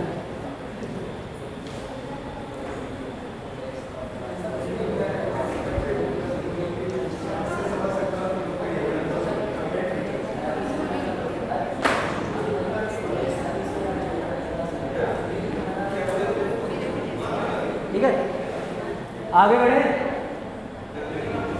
हाँ, राजशाही के फायदे, राजशाही का एक सबसे बड़ा फायदा ये है, और ये राजशाही का फायदा मैं अभी प्रेसिडेंट टाइम भारत में कभी आता, ठीक है। भारत में जो मेजोरिटी की गवर्नमेंट है वो किसी एक धर्म से उसकी गिनती जोड़ी जाती है। मैं नाम नहीं ले रहा हूँ कैसे, और जो इस समय मेजोरिटी पार्टी है किसी धर्म को प्रिविलेज दे रही है। अब जरा ये सोचो कि भारत में जो भी बचा बचा लोग है वो उसको अपोज करता रहता है। माइनॉरिटी भारत में रह रही है, उसको पता है कि हम अपोज कर सकते हैं। अगर यही राजशाही हो जाए तो कितनी देर लगेगी हिंदू राष्ट्र घोषित होने? लेकिन इसीलिए राजशाही के फायदे तो है, लेकिन राजशाही के फायदे हमारे संविधान निर्माता भी उम्मीद के बाहर ही। तो कभी सोचा ही था ऐसे कोई पॉलिटिकल पार्टी आएगी, ऐसे कोई मुख्यमंत्री आएंगे, ऐसा कोई गाना देखो धर्म और पंथ निरपेक्ष डिफरेंस है। धर्म निरपेक्ष जो है वो संविधान में वर्णित है, प्रियम्बल में। पंथ निरपेक्ष है बिल्कुल जोड़ा गया। उसके पीछे इंदिरा जी की आप उनको सलाम दी कि इंदिरा जी ने संशोधन कर दिया।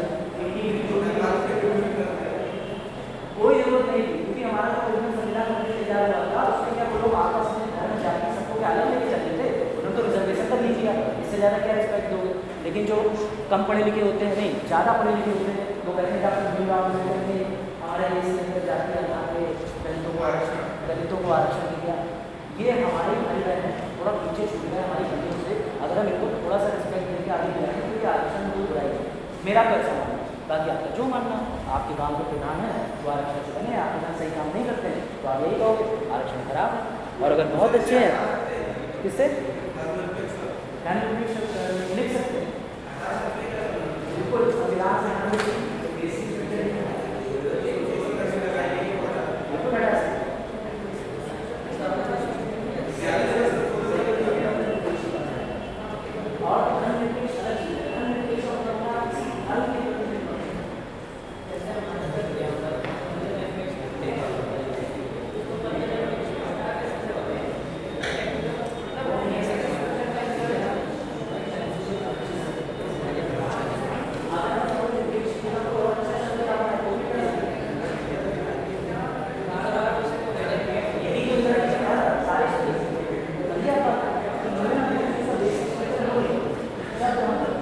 चलो सेक्युलरिज्म पे आ जाओ भाइयों बहनों। हाँ, यही कैबिनेट मिशन है। कैबिनेट मिशन आया ही इसीलिए था, और इस कैबिनेट मिशन में 3 लोग आए थे, अलेक्जेंडर, पैट्रिक लॉरेंस थे और एक इन्हीं तीनों ने आपके 1940 में दिल्ली में आरक्षण दिया था इनके माध्यम से। गवर्नमेंट ले लो। चलो now move to our next chapter, that is secularism. उससे पहले संविधान की कुछ विशेषताएं हैं, वो भी जान लो आप लोग। विशेषताएं पूछता है सवाल, मेंस में भी पूछ लेता है, प्री में भी पूछ लेता है, पहले उस पर बात कर लेते हैं, ठीक है। नाउ हमारे कॉन्स्टिट्यूशन का सबसे पहला फीचर है फेडरलिज्म, संघवाद। अब फेडरलिज्म हमारे इंडिया का जो कॉन्स्टिट्यूशन है, वो जो फीचर इन्वॉल्व करता है वो बिल्कुल सत्य है। संघवाद का मतलब ये होता है कि हमारे पास एक स्टेट होगा, स्टेट के बाद साथ में हमारे पास यूनियन होगा। आप सभी देखते हैं कि हमारे पास एक संघीय प्रणाली को लागू होती है, लेकिन हमारे पास फेडरल स्ट्रक्चर है जिसको संघीय घोषित, यानी कि एक केंद्र होगा, एक राज्य होगा, दोनों को कानून बनाने की सलाह दी जाएगी, तुम अपने बनाओ, कॉमन विषयों पे भी आप नहीं बना सकते। इसी को बोलते हैं फेडरलिज्म। अच्छा, हम इंडिया को फेडरलिज्म क्यों दिया गया, क्यों हम इंडिया से फेडरलिज्म नहीं सीखते हैं? सिंगापुर से मलेशिया जाने में 40 किलोमीटर का रास्ता होगा। सिंगापुर से मलेशिया जाने में मुश्किल से 40 किलोमीटर का रास्ता होगा।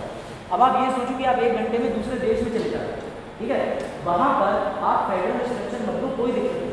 लेकिन आप ये सोचो, यहाँ पर हमारे प्राइम मिनिस्टर की बैठे हैं, उनको पता नहीं चल पा रहा है गाँव की स्थिति में क्या होता है, वो अवेयर नहीं हो पाते। भारत बहुत एक कह सकते हो आप विशाल क्षेत्र है, ठीक है। अब इतने विशाल क्षेत्र को कवर करने के लिए हमने राज्यों को उनकी सरकार एवं विधि बनाने का दे रखा है स्ट्रक्चर। इसमें क्या बुराई है?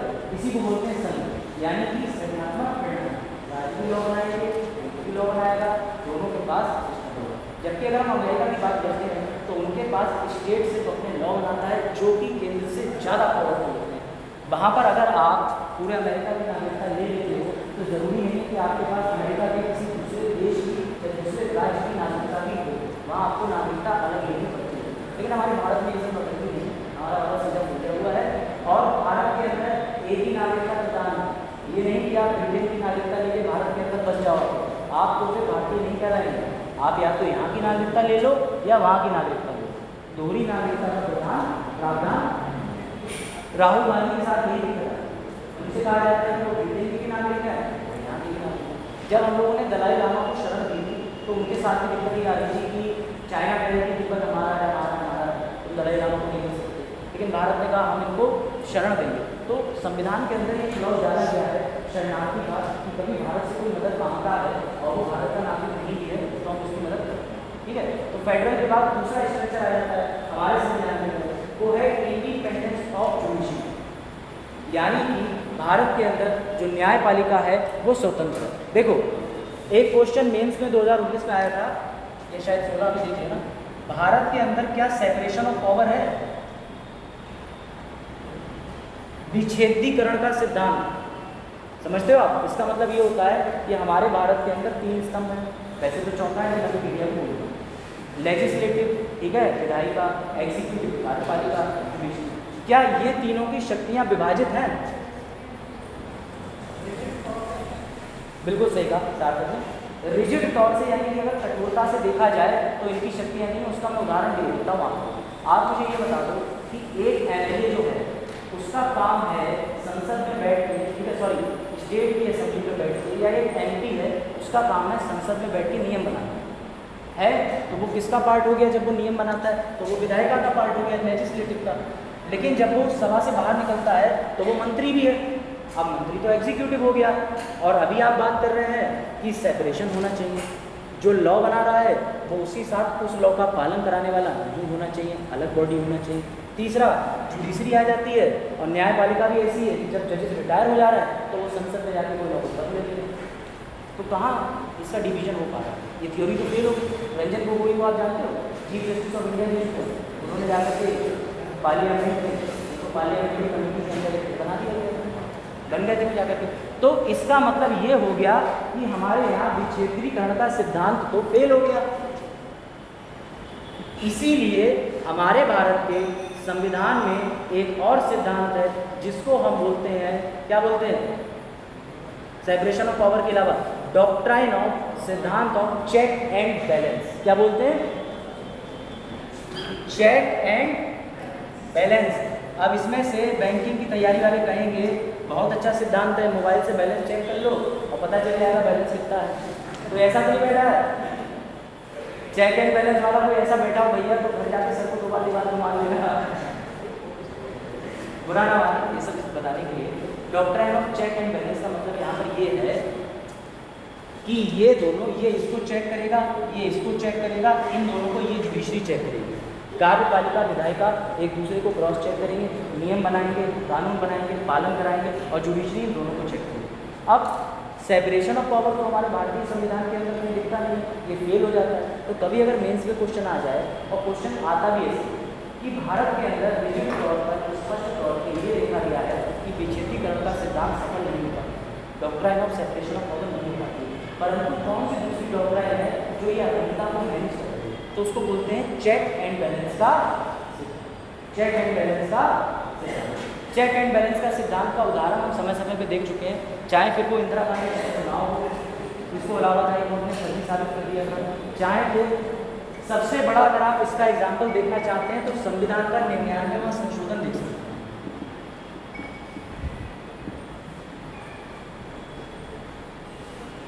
भारत के अंदर जो है जजेस नियुक्त होते हैं दो तरह, एक तो आप लोगों की तरह एग्जाम निकालते हैं और वो एग्जाम राज्य कराता है, उत्तर प्रदेश अलग निकालता है, जैसे पीसीएस निकलता है उसको बोलते हैं उत्तर प्रदेश जुडिशल सर्विसेज। एक होता है एचजेएस का एग्जाम, जिससे सीधे व्यक्ति 35 साल की आयु पूरा होने पे एचजेएस बन जाता है, एडीजे बन जाता है, डिस्ट्रिक्ट जज बन जाता है।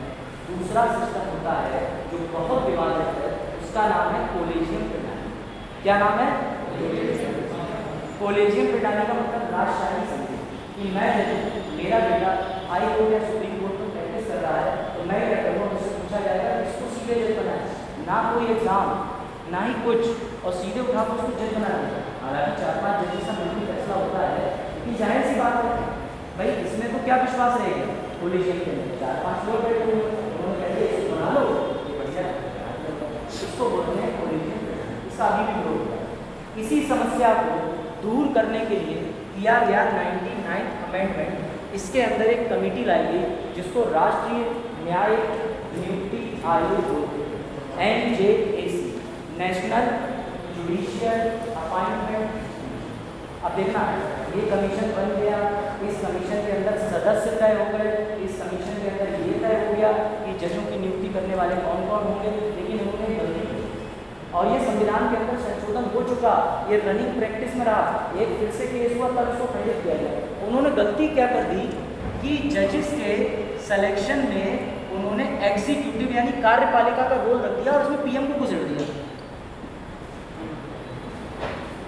अब मुझे ये बताओ, कभी भी न्यायालय में पीएम के खिलाफ कोई मामला आ गया या पीएम के खिलाफ कोई भी फेवर या डिसफेवर का मामला आ गया, भारतीय संविधान चिन्ह हो गया, कुछ हो गया, तो जज तो ये कहेगा कि मुझे तो सुप्रीम कोर्ट का जज बना रहा है पीएम, मैं तो उसके खिलाफ जाऊँगा ही नहीं। अगर इंदिरा गांधी जी से इलाहाबाद के जज साहब को उस वक्त पे फेवर मिलता होगा कि अगर सुप्रीम कोर्ट भेजूंगी, अगले साल कमेटी होगी, तो क्या वो चुनाव रद्द करते? नहीं रद्द करते। यही सवाल उठाया new lawyer federation versus Kerala के लोगों ने, जो उस केस का नाम था। केरला वाले पहुंच गए यंग लॉयर एसोसिएशन, उनके ग्रुप का नाम। उन लोगों ने कहा ये बताओ फिर तो जज साहब जो हैं ये संविधान की एक मूलभूत प्रिंसिपल का खंडन कर रहे हैं, चेक एंड बैलेंस। जब जुडिशरी में तुम पीएम बैठा लो कि जाओ फैसला करो, ये जज ठीक है, ये जज ठीक है, और एग्जीक्यूटिव बैठा लोगे, सदस्य बैठा लोगे, शिक्षक बैठा लोगे, प्रोफेसर बैठा लोगे, 4 लोग ऐसे बैठा लोगे जिनका बैकग्राउंड जुडिशरी से ना हो, वो लोग जजेस को चुन रहे हैं। तो समस्या ये आ रही है कि इस समस्या में ये कैसे करोगे जब एग्जीक्यूटिव कार्यपालिका भी हस्तक्षेप करने जुडिशरी में घुस गई, तो न्याय फिर कौन देगा? इसी के चलते ये 99वां संशोधन हटा दिया गया हमारे संविधान, ये वजह है। इसीलिए हर चीज़ के पीछे कंसेप्ट होता है, और इसमें उन्होंने जो मोहरा बनाया वो बनाया अनुच्छेद 50। इसको बनाया अनुच्छेद 50, जो ये कहता है कि कार्यपालिका और लेजिस्लेटिव और एग्जीक्यूटिव या जुडिशरी किसी भी के बीच में डिफरेंस करने के लिए अनुच्छेद 50 बनाई। वैसे तो सीधे सीधे एग्जीक्यूटिव कार्यपालिका और जुडिशरी के अलग होने की बात करता है, ये कभी भी एक नहीं है। तो हम कह सकते हैं कि अनुच्छेद 50 जो है वो doctrine of check and balance की बात करता है। ये चीज़ भारतीय संविधान में कोई भी संशोधन जो होता है वो लोग संशोधन कभी कर देते हैं, गलत साबित हो जाता है, तो संशोधन को वापस लेने का अधिकार संशोधन करने का, लेकिन हमारे संविधान में कुछ नहीं होना चाहिए। जैसे कुछ भी हो जाए हम समानता, कुछ भी हो जाए हम समानता लोगों से नहीं चाहिए। तो ऐसी चीज़ें बचाने के लिए जो डिफरेंट प्रिंसिपल्स बनाए हैं, इन्हें अनुच्छेद में भी वर्णन किया गया है। कहीं अनुच्छेद के साथ साथ तो लिखा नहीं, संविधान के अंदर चेक एंड बैलेंस कहीं नहीं लिखा। इसमें आर्टिकल 50 वो मैंने बता दिया कि अनुच्छेद 50 के अंदर, लेकिन ये उसकी लैंग्वेज में लिखा है it says doctrine of check and balance, हमें उसे ड्रॉ करना पड़ता है, और ये सारी गैपें होती हैं। आप समझ में आया? यहाँ थोड़ा बहुत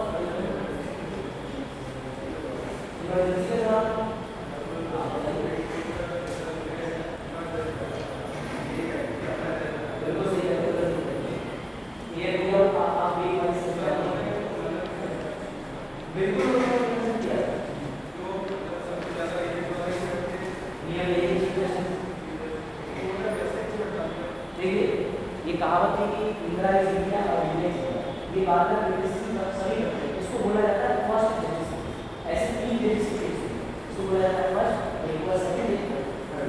ठीक है, इस वाले जजेस के केस में क्या था कि जब इंदिरा गांधी लोगों ने मामला बैठा और उसको पता चला कि मामला कैसे चल रहा है, तो रातों रात जुडिशरी को कंट्रोल में लेने के लिए अपने लेवल का जजेस बनाने का, और इसी बात को लेकर कोर्ट में चैलेंज कर दिया ताकि हम लोग से पढ़ेंगे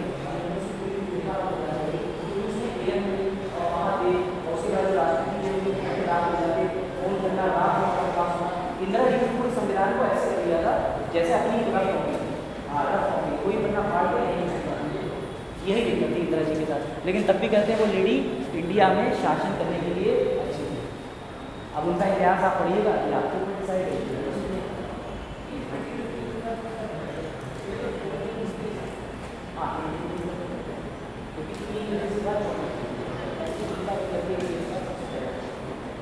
चलो आगे बढ़ते हैं। तो भारतीय संविधान के 2 आपको पता चल रहा है विशेष फीचर, सबसे पहला फेडरलिज्म संघवाद है और दूसरा इंडिपेंडेंस ऑफ जुडिशरी। जुडिशरी को क्यों अलग रखना है? क्योंकि भारतीय संविधान का कस्टोडियन, संरक्षक, व्याख्याकर्ता उसी को कहा जाता है। अगर तुम उसमें हस्तक्षेप कर दोगे तो लोगों को न्याय नहीं मिल पाएगा। तीसरा हिस्सा जो है उसमें कहा जाता है, ये बात करता है सिंगल सिटीजन, वरना लोग जो है ब्रिटेन अमेरिका की नागरिकता ले लेके आ जाएंगे और भारत को अपना हटा देंगे। जैसे जब भी लीडर मोदी जैसे या अन्य लोग भागते हैं वो उन देशों में जाते हैं जहाँ तो या तो भारत की एक्स्ट्राडिशन यानी कि प्रतिपेक्षण वाली संधि ना हो, या जहाँ पे 2 नागरिकता को स्वीकारा जाए। और कई तो यहाँ ऐसे भी हैं जो आते हैं भारत में नागरिकता नहीं करने और उसी बीच में घोटाला करके वापस देश छोड़ते हैं। और क्योंकि आप किसी देश के नागरिक होते हैं तो उसके सामान्य अधिकारियों के साथ में छेड़छाड़ कैसे करते हैं, क्योंकि इसके पीछे संधि होती है और संधि हो यहाँ फीचर आ जाता है हमारे इंडियन कॉन्स्टिट्यूशन का। यहाँ पर पार्लियामेंट्री फॉर्म ऑफ गवर्नमेंट है, पार्लियामेंट्री फॉर्म ऑफ गवर्नमेंट, संसदीय प्रणाली। इसके बारे में आप लोग ज़्यादा ना जाने से सकता है, सभी को पता है संसद होती है और माननीय बनाती है भारत के लिए। उसके बाद लोकसभा होते हैं, लोकसभा और विधानसभा, और तीसरा अगर राष्ट्रपति उपराष्ट्रपति आ जाते हैं, उपराष्ट्रपति उपस्थित नहीं होते हैं तो कौन आता है उनकी जगह? मुख्य न्यायाधीश नहीं होता है तो कौन आता है? वरिष्ठ सुप्रीम कोर्ट, और अगर वरिष्ठ सुप्रीम कोर्ट जनहित नियमावली पर सही बता रहे हैं, फिर उसके बाद ड्यूटी शुरू हो जाती है हाई कोर्ट की। ठीक है, मतलब जुडिशरी से कोई ना कोई इसलिए होते हैं क्योंकि मानना यह है कि भैया टू कस्टोडियन जो लीगल वाला है। अब एक सवाल, हाई कोर्ट के जजेस की नियुक्ति कौन करता है? राज्यपाल। राज्यपाल कौन है? सुप्रीम कोर्ट के जजेस की नियुक्ति कौन करता है? राष्ट्रपति करता है। तो फिर हाई कोर्ट तो हर राज्य का होता है, और जैसा कि हम पढ़े राज्य के पास तो अपने कानून होते हैं, तो फिर राष्ट्रपति क्यों करता है?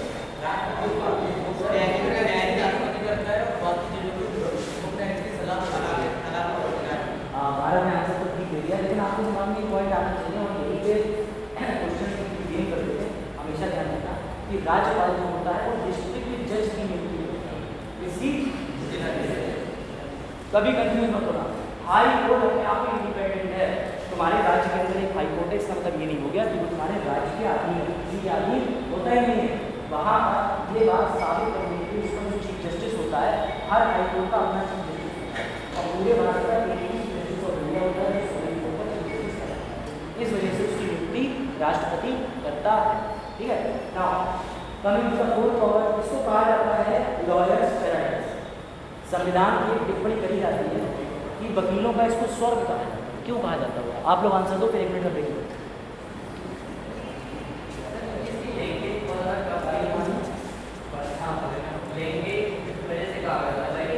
लैंग्वेज की वजह से, चलो हम लैंग्वेज का एक बुला लेते हैं, बहुत बढ़िया अनुवाद करने वाला फ्रांस से। पहले अनुवाद कर लेंगे हम, वो बात नहीं है, जैसे कि यहाँ के जो सिटीजन है मतलब मीडिया वाला ठीक है, और सही बता रहे हो? और बताओ।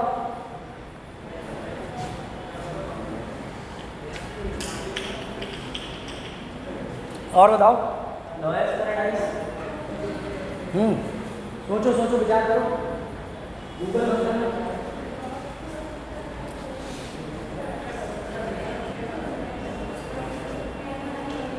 वकीलों का स्वर्ग क्यों कहते हैं भैया?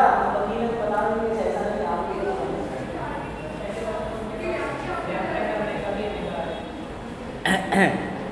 गांधी जी कौन थे? Doctor Bhimrao Ambedkar, Jawaharlal Nehru, Motilal Nehru, Bal Gangadhar Tilak, Mohammad Ali Jinnah, K C. Munshi, B N. Rau, M N. Rao.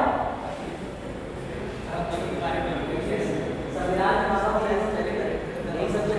Doctor Rajendra Prasad, Jagjivan Baburao, पहले इंडियन लेबर मंत्री। अब बताओ, और आप कह रहे हो कि क्योंकि वो भाषा समझ लेते हैं। अरे प्यारे बच्चों, भाषा समझनी जरूरी है, इसलिए एक एक कॉमा संविधान में इतना बड़ा रोल प्ले कर जाता है। जैसे उत्तराखंड के पहाड़ सामने आ गए तो बाड़ी नहीं है। मेरे कहने का मतलब ये है, इसको लॉयर्स पैराडाइज इसलिए कहा जाता है क्योंकि वकीलों ने मोस्ट कॉम्प्लिकेटेड लैंग्वेज यूज करी। उन्होंने कहा था पॉइंट निकला, और उस लैंग्वेज की व्याख्या करने में पसीने छूट गए। सुप्रीम कोर्ट खुद एक फैसले में कह देता है, इसको कानून फांसी दे, बिल्कुल सही कर रहा है, और एक फैसले में कहता है। इसका सीधा उदाहरण था इलाहाबाद यूनिवर्सिटी के प्रोफेसर का केस। 377 में नाम दिया उन्होंने, धारा 377 जब पहले आईपीसी के अंदर संवैधानिक कि कोई भी अननेचुरल सेक्स नहीं कर सकता है, उन्होंने करा, उनको टांग दिया, बोले तो खेल गए। और कुछ समय बाद जब लोक लज्जा का प्रेशर पड़ा तो सुप्रीम कोर्ट ने कहा ये तो एक्सप्रेस करने का अधिकार है, प्राइवेसी में आप कुछ नहीं करो, हमें ये कह लेना। मर गया तुम्हारी वजह से प्रोफेसर।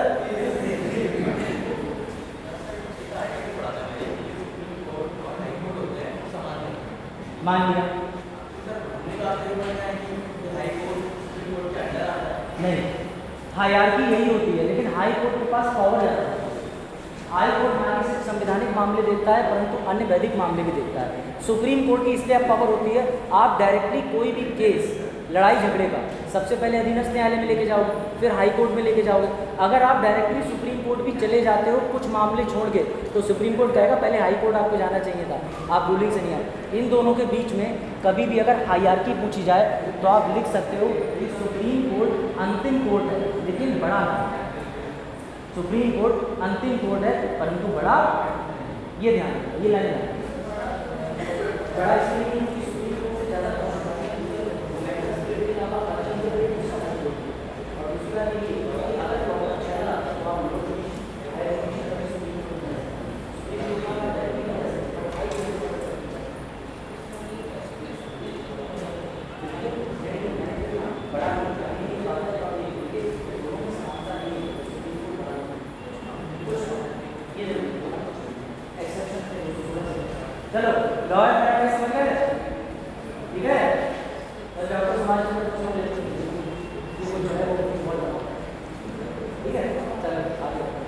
लॉयर्स पैराडाइज हो गया। Now next is very crucial point, हमारा जो भारतीय संविधान है वो सबसे बड़ा संविधान है।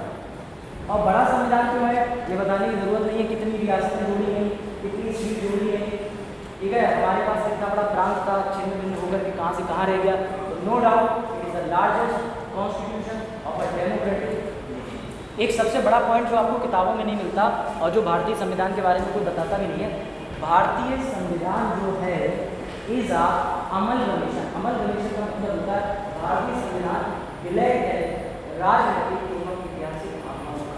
अगर कभी भी लिख हुआ है तो लिख दिया ये भारतीय संविधान का नहीं, क्योंकि हमारे भारतीय संविधान के अंदर जितने स्वतंत्रता सेनानी हैं उनको क्यों छोड़ दे रहे हो, उनको कहाँ फिट करोगे। अभी तक जितने पॉइंट आए हैं उसमें स्वतंत्रता सेनानी की बात है, उनको कैसे छोड़ दोगे।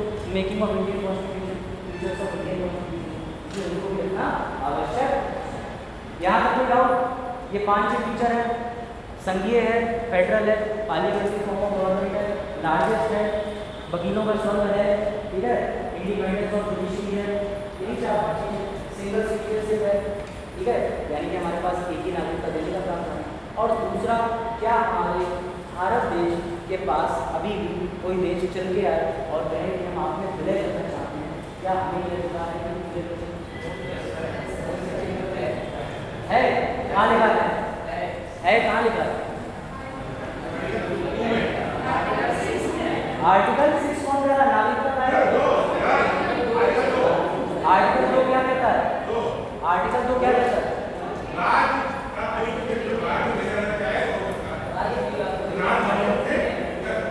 अच्छा, तो हमने जब जलीपुरी इलाका बांग्लादेश से शेयर किया था तो एक केस हुआ था जाकर के, बेरूबेरी केस हुआ था, तो फिर हम बांग्लादेश से लेने में अड़चने क्यों आ रही? ये नहीं हिंदी हुआ था, संवैधानिक तौर पे दिया गया है।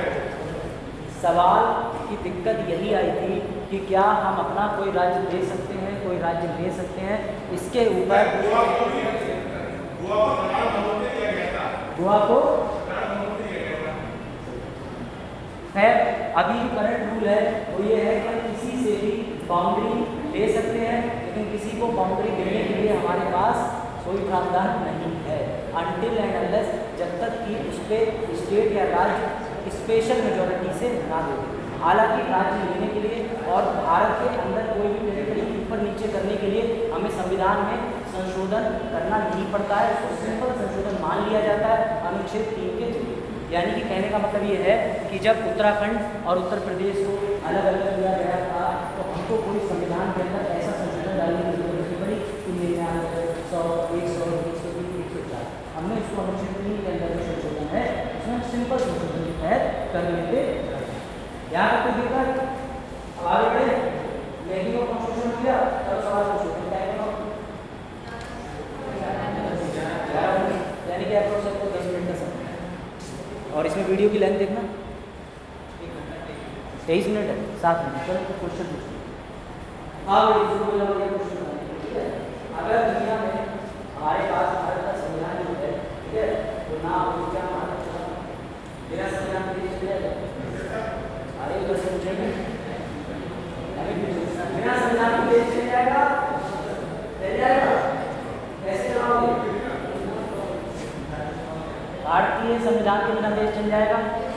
आज संविधान को खत्म करके खेलते हैं, कोई दिक्कत? पूरी बुक को एंड करते हैं। बताओ, ये सवाल है, डिस्प्यूटेड है कि क्या भारतीय संविधान की पुस्तक को रद्द, समाप्त, खत्म किया जा सकता है? कभी सोचा? तो आपने पहला क्वेश्चन पूछा था क्योंकि क्या बिना संविधान के, देखो बिना संविधान के देश चल सकता है, और ऐसे कई डार्क एरिया है, ग्रे एरिया है जहाँ हमारा संविधान आदमी साइलेंट है, तो उन चीज़ों पे सुप्रीम कोर्ट कई बार डायरेक्शन देता है, कई बार पार्लियामेंट अलग प्रकार के लॉ बना के चला जाता है, लेकिन काम चलता रहता है। परंतु हम संविधान, हमारी पुस्तक को कभी खत्म नहीं कर सकते, क्योंकि प्रियम्बल प्रस्तावना की पहली लाइन में हम सभी देशवासियों ने एक तरीके से इनडायरेक्टली कसम खाई है कि we the people of India having solemnly resolved to constitute India into sovereign, secular, social republic, and we do hereby elect adopt Indian Constitution on 26 November 1949 with justice, liberty, equality and fraternity. ठीक है, हिंदी वालों में हाँ। तो इसीलिए हमारे प्रस्तावना में हमने कहीं ना कहीं दिखा दिया भैया। और जब संविधान सभा बनी थी तो संविधान सभा का जो सिंबल था पता आप लोगों को क्या है? नहीं, रोटी कपड़ा कमल का फूल 1857 में था। रोटी कपड़ा कमल का फूल था क्योंकि रोटी जो है वो गोल थी, कमल का फूल स्टैंड था। और काम दरबार चलिए ऐसा गलत नहीं पड़ा है, परंतु हमारे संविधान सभा का जो चिन्ह था, जो सिंबल था, जो प्रतीक था, वो था एक सफेद रंग का बड़ा, सफेद रंग का बड़ा a big white elephant, ठीक है? A big white elephant was the symbol of Constitution Assembly। और क्यों था? क्योंकि हमारा संविधान सभा बहुत बड़ी थी। और जानवरों में सबसे बुद्धिमान किसको माना जाता है?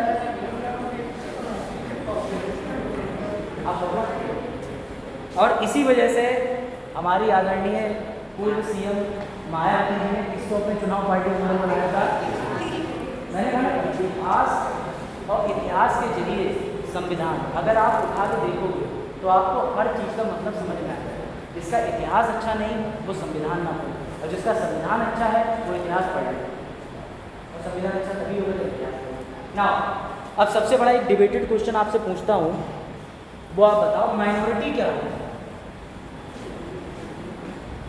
अभी भी हमने संविधान सभा को या संविधान की मेकिंग जो है वो नहीं पढ़ी है। अभी हम कक्षा 11 की जब पुस्तक खोलेंगे तब और फैक्चुअल और इंटरेस्टिंग होगा। ये ओवरव्यू मैं आप लोगों को इसलिए देता हूँ क्योंकि इस ओवरव्यू से आपकी बौद्धिक क्षमता और मेरे पढ़ाने के तरीके में थोड़ा आपको पता चलता है कि किस तरीके की चीज़ें मांग रहे हो। और जब आप पढ़ चुके होंगे तो उस वक्त में आपका रिवीजन होगा, और रिवीजन होने के साथ साथ आप जो नए तथ्य जोड़ोगे तो आप क्लियर करोगे। लेकिन कोई दिक्कत आ रही है समझने में? कोई समस्या, कोई दिक्कत? चलो फिर सवाल ये आता है कि माइनॉरिटी क्या है। अब क्या माइनॉरिटीज को रिजर्वेशन दिया जाता है? दिया जाता है।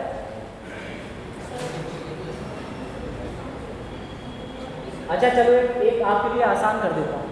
आप जब कहीं शैक्षिक सत्र में एडमिशन लेने जाते हैं तो फॉर्म पे एक ऑप्शन दिखता है डू यू या आर यू अ माइनॉरिटी। क्या आप माइनॉरिटी से आते हैं? तो आप या तो उसमें टिक कर देते हैं। अगर ऑनलाइन कोई शैक्षिक संस्थान का फॉर्म है उसी में आपको माइनॉरिटी दिख रहा होगा। नौकरी में दिखता है, नौकरी में फॉर्म दिखता है ना? सोचो सोचो, यूट्यूब पर नहीं मिलेगा ये। पीलीभीत के इतिहास में पहली बार सवाल पूछा।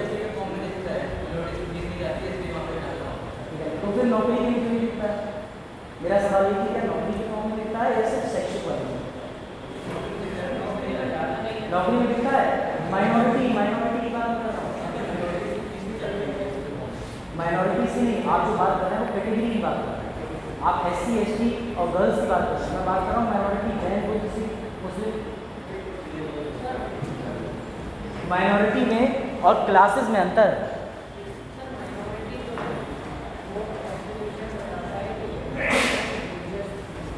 इसी का और फिर से मेरी बात समझो, जितने भी आप लोगों ने फॉर्म देखे होंगे क्या उसमें कहीं ये लिखा होगा स्पेशली कि अगर आप माइनॉरिटी हैं तो यस करें, लेकिन आप विश्वविद्यालय का फॉर्म भरेंगे तो उसमें आपसे पूछा जाएगा आप माइनॉरिटी हैं, जैन है, बुद्ध है, सिख है, उसको टिक करें। ऐसा होता नहीं है। और अगर आप कोई एग्जाम का फॉर्म भरते हैं तो आपके माइनॉरिटी बेसिस पे फीस कम नहीं होती है। SC ST OBC WS पे फीस कम होती है या फिर डिसेबिलिटी पे कम होती है, इसी पे तो कम होती है। कोई जैन है तो फीस कम होती है। यहाँ पर एक सबसे बड़ी चीज़ आती है कि हमारे देश के अंदर सेक्युलरिज्म की जब बात होती है, सेक्युलरिज्म पंथ निरपेक्ष की अगर मैं आपको आइडिया से लेके पढ़ा हूँ तो हमारे देश के अंदर एक समस्या ये आई कि जब संविधान बना तो डॉक्टर भीमराव अम्बेडकर जी ने एक बात सोची कि जो दलित हैं और जो पिछड़े हुए वो तो है ही हैं, लेकिन जो भारत में कम संख्या में उनका क्या होगा? और मुस्लिम आबादी जो है वो माइनॉरिटी की। संविधान सभा में भी ये बात दिखती है। वो जीत रहे हैं 70-73 सीटें और कांग्रेस जीत रही है 208 सीटें और बाकी जीत रहे हैं 15 सीटें। तो माइनॉरिटी तो आप समझ रहे हो कि जिनकी संख्या कम हो, माइनॉरिटी माने जिनकी संख्या कम हो। अब ये बात अलग है कि उस माइनॉरिटी के अंदर भी जनरल OBC SC ST से आते हैं, उनको रिजर्वेशन काउंट किया जाता है। लेकिन संविधान के अंदर हमारे पास अनुच्छेद 29 और 30 के अंदर माइनॉरिटी की पढ़ाई लिखाई को लेकर राज्य को जो अनुच्छेद 12 में आता है स्पेशल राइट, स्पेशल सीट्स और काफ़ी सारी चीज़ें देने का अधिकार दिया गया है। अब सवाल और कंसेप्ट की बात करते हैं, ठीक है। मान के चलो ये पूरी क्लास है, ठीक है, और यहाँ क्लास में मैंने आप लोगों से पूछा कि आप कौन सा गेम खेलना चाहते हैं। 70 बच्चे अगर इस क्लास में हैं और 40 राजी हो गए कि हम फुटबॉल खेलें। फिर मेरा क्लास है, मैंने फिर आप लोगों से पूछा, 40 बच्चों ने हाथ खड़ा करके फिर से कह दिया सर फुटबॉल। दूसरे बच्चे बैडमिंटन खेलना चाहते थे या वॉलीबॉल खेलना चाहते थे। क्या कभी उनका टर्न आया? क्या कभी उनका टर्न आ पाएगा? नहीं आ पाएगा। So they are treated as minority. यही दिक्कत है कि अगर हम माइनॉरिटीज को लेकर के कभी भी भारत के अंदर कोई लॉ बनाना चाहते हैं तो दिक्कत ये आती है कि हमें उनके बारे में सोचना पड़ेगा, वो अपनी बात नहीं है। अब समझो, अब कनेक्ट करना बहुत इंपॉर्टेंट बात है। भारत के अंदर तो भारत का धर्म नहीं है।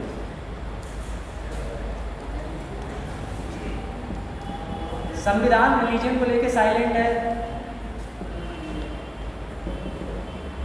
अगर ये समझ गया तो समझ लेना, मजा आ जाएगा। तो नहीं समझ में आया तो दोबारा समझ। भारत के अंदर भारत जो बात कहता है अनुच्छेद 25 से 28 तक, उसमें क्लियरली मेंशन है भारत का कोई भी धर्म नहीं है। क्या कोई कह सकता है भारत का राष्ट्रीय धर्म सरदार, हिंदू, मुसलमान, जैन, बौद्ध, पारसी? भारत का कोई धर्म इसलिए नहीं है क्योंकि जो अभी आप खेल की बात कर रहे हो उसी तरीके से जब ज़्यादा मेजॉरिटी के लोग जिस रिलीजन के होंगे, भारत में वो रिलीजन क्या हो जाएगा, हावी हो जाएगा, और दूसरे रिलीजन के लोगों को उनकी रिलीजियस जो प्रैक्टिस है वो करने नहीं देंगे। Practical example now present situation ऐसी है कि हमारे भारत का अगर एक धर्म होता और जो पॉलिटिकल पार्टी है उसको ये पता चल जाता कि अनुच्छेद में लिखा हुआ है I am proud that you are Hindu and all Hindus can live with brotherhood and every Indian is a Hindu. अगर ये संविधान में लिख जाता ना और सर बुरा न मानना कहने का मतलब कि जब संविधान निर्माता अपने धर्म की बात करी तो उन्होंने ये बात ध्यान में रखी कि जो धर्म मेजॉरिटी का होगा वो माइनॉरिटी को दबाएगा। और ज़्यादातर लोग भारत में एक धर्म से बिलोंग करते हैं, खुल के कह रहा हूँ हिंदू है, मेजॉरिटी है, इसको कोई बुरा ना माने, आगे बताओ मेरा काम पढ़ाना है, आप लोग को पढ़िए। तो मेजॉरिटी हिंदूज है। ऐसे में अगर हम मुस्लिम्स को मान लीजिए हमारा संविधान हमको धर्म के आधार पर दे देता तो वो जीना आराम कर देते हो भाई। क्लियर सी बात, आप माइनॉरिटी के किसी भी धर्म के ऊपर अपना वर्चस्व बनाने की लगातार कोशिश करते हैं और इस वजह से माइनॉरिटीज अपने धर्म को भारत के अंदर प्रैक्टिस कर पाती है, नहीं कर पाती। इसीलिए सिचुएशन है कि माइनॉरिटी के राइट्स को इतना बड़ा राइट माना गया है कि इनके चक्कर में भारत का कोई धर्म नहीं रखा। इसी को सेक्युलरिज्म कहते हैं। संविधान निर्माताओं को हेड्स ऑफ है, उन्होंने जबरदस्त दिमाग से सोच रखी थी जो मेजॉरिटी होगा they are going to suppress, वो लोग दबाएंगे, वो लोग माइनॉरिटी वालों के साथ चिंतन करेंगे, करने नहीं देंगे। कोई सिख मान लो, सिख तो सबसे कम आबादी में ऐसा कहा जाता है कि 1.5% तो भारत में सिख है, तब भी वो अपने गुरुद्वारे कहीं भी बनाते हैं, कुछ भी बनाते हैं। क्या आप रोक पाओगे? नहीं रोक सकते। अगर आपका संविधान ही जाने दे दे तो हिंदू हो, सनातन धर्म का प्रचार करो तो उसको आप पहुँच जाओगे, हटाओ। और फिर सुप्रीम कोर्ट को भी कहना पड़ेगा हटाओ, भारत का धर्म। इसीलिए to balance the situation, to maintain the level playing field, ताकि सब बराबर आगे खड़े हो, हम सब भारतीय कहलाएं, इस वजह से भारत का कोई भी रिलीजन नहीं है। कंसेप्ट समझ में आया? माइनॉरिटी छोटे से तबके को बड़ा आकार देने के लिए हमने अपने आप को रिलीजन को रखा और रिलीजन बड़ा नहीं किया। भारतीय संविधान सीधे कहता है if you are Hindu welcome, if you are Muslim welcome, if you are Sikh welcome, any caste creed. इसका उदाहरण दो, सरकारी विद्यालय में आज दिनांक 20 को होली के उपलक्ष्य में यहाँ पर कार्यक्रम आयोजित होगा। किसी ने पढ़ा नहीं? पढ़िए, जिस दिन पढ़ लोगे कोर्ट चले जाना, कॉलेज बंद हो जाएगा। क्योंकि वो जो सरकारी कॉलेज है किसके अंडर में आता है? स्टेट के। और जैसे वो स्टेट के कंट्रोल में आता है, अनुच्छेद 12 के अंदर 4 परिभाषा है, parliament, legislative, local body, other body. ठीक है, किसका हो गया? राज्य सरकार। और राज्य का कोई धर्म है? देश का कोई धर्म है? तो कैसे होली मनाओ? तुम कैसे आज ये कहा के चक्कर में तुमने यहाँ पर कोई प्रोग्राम कर, छुट्टी करो, छुट्टी करने का अधिकार है, but we can't celebrate any festival inside the government. और निजी संस्थान में कर सकते हो क्योंकि अनुच्छेद 12 से लागू नहीं होता है। जेनेसिस यही है, छोटी से छोटी चीज़ें भी बड़ी चीज़ों से निकलने वाली है। आई थिंक तो दिक्कत रिलीजन वर्सेस माइनॉरिटी में मेरा पढ़ाया को कोई नहीं करना चाहिए, नहीं समझ में आया वो जो बहुत अलग चीज़ स्विच ऑफ करते हुए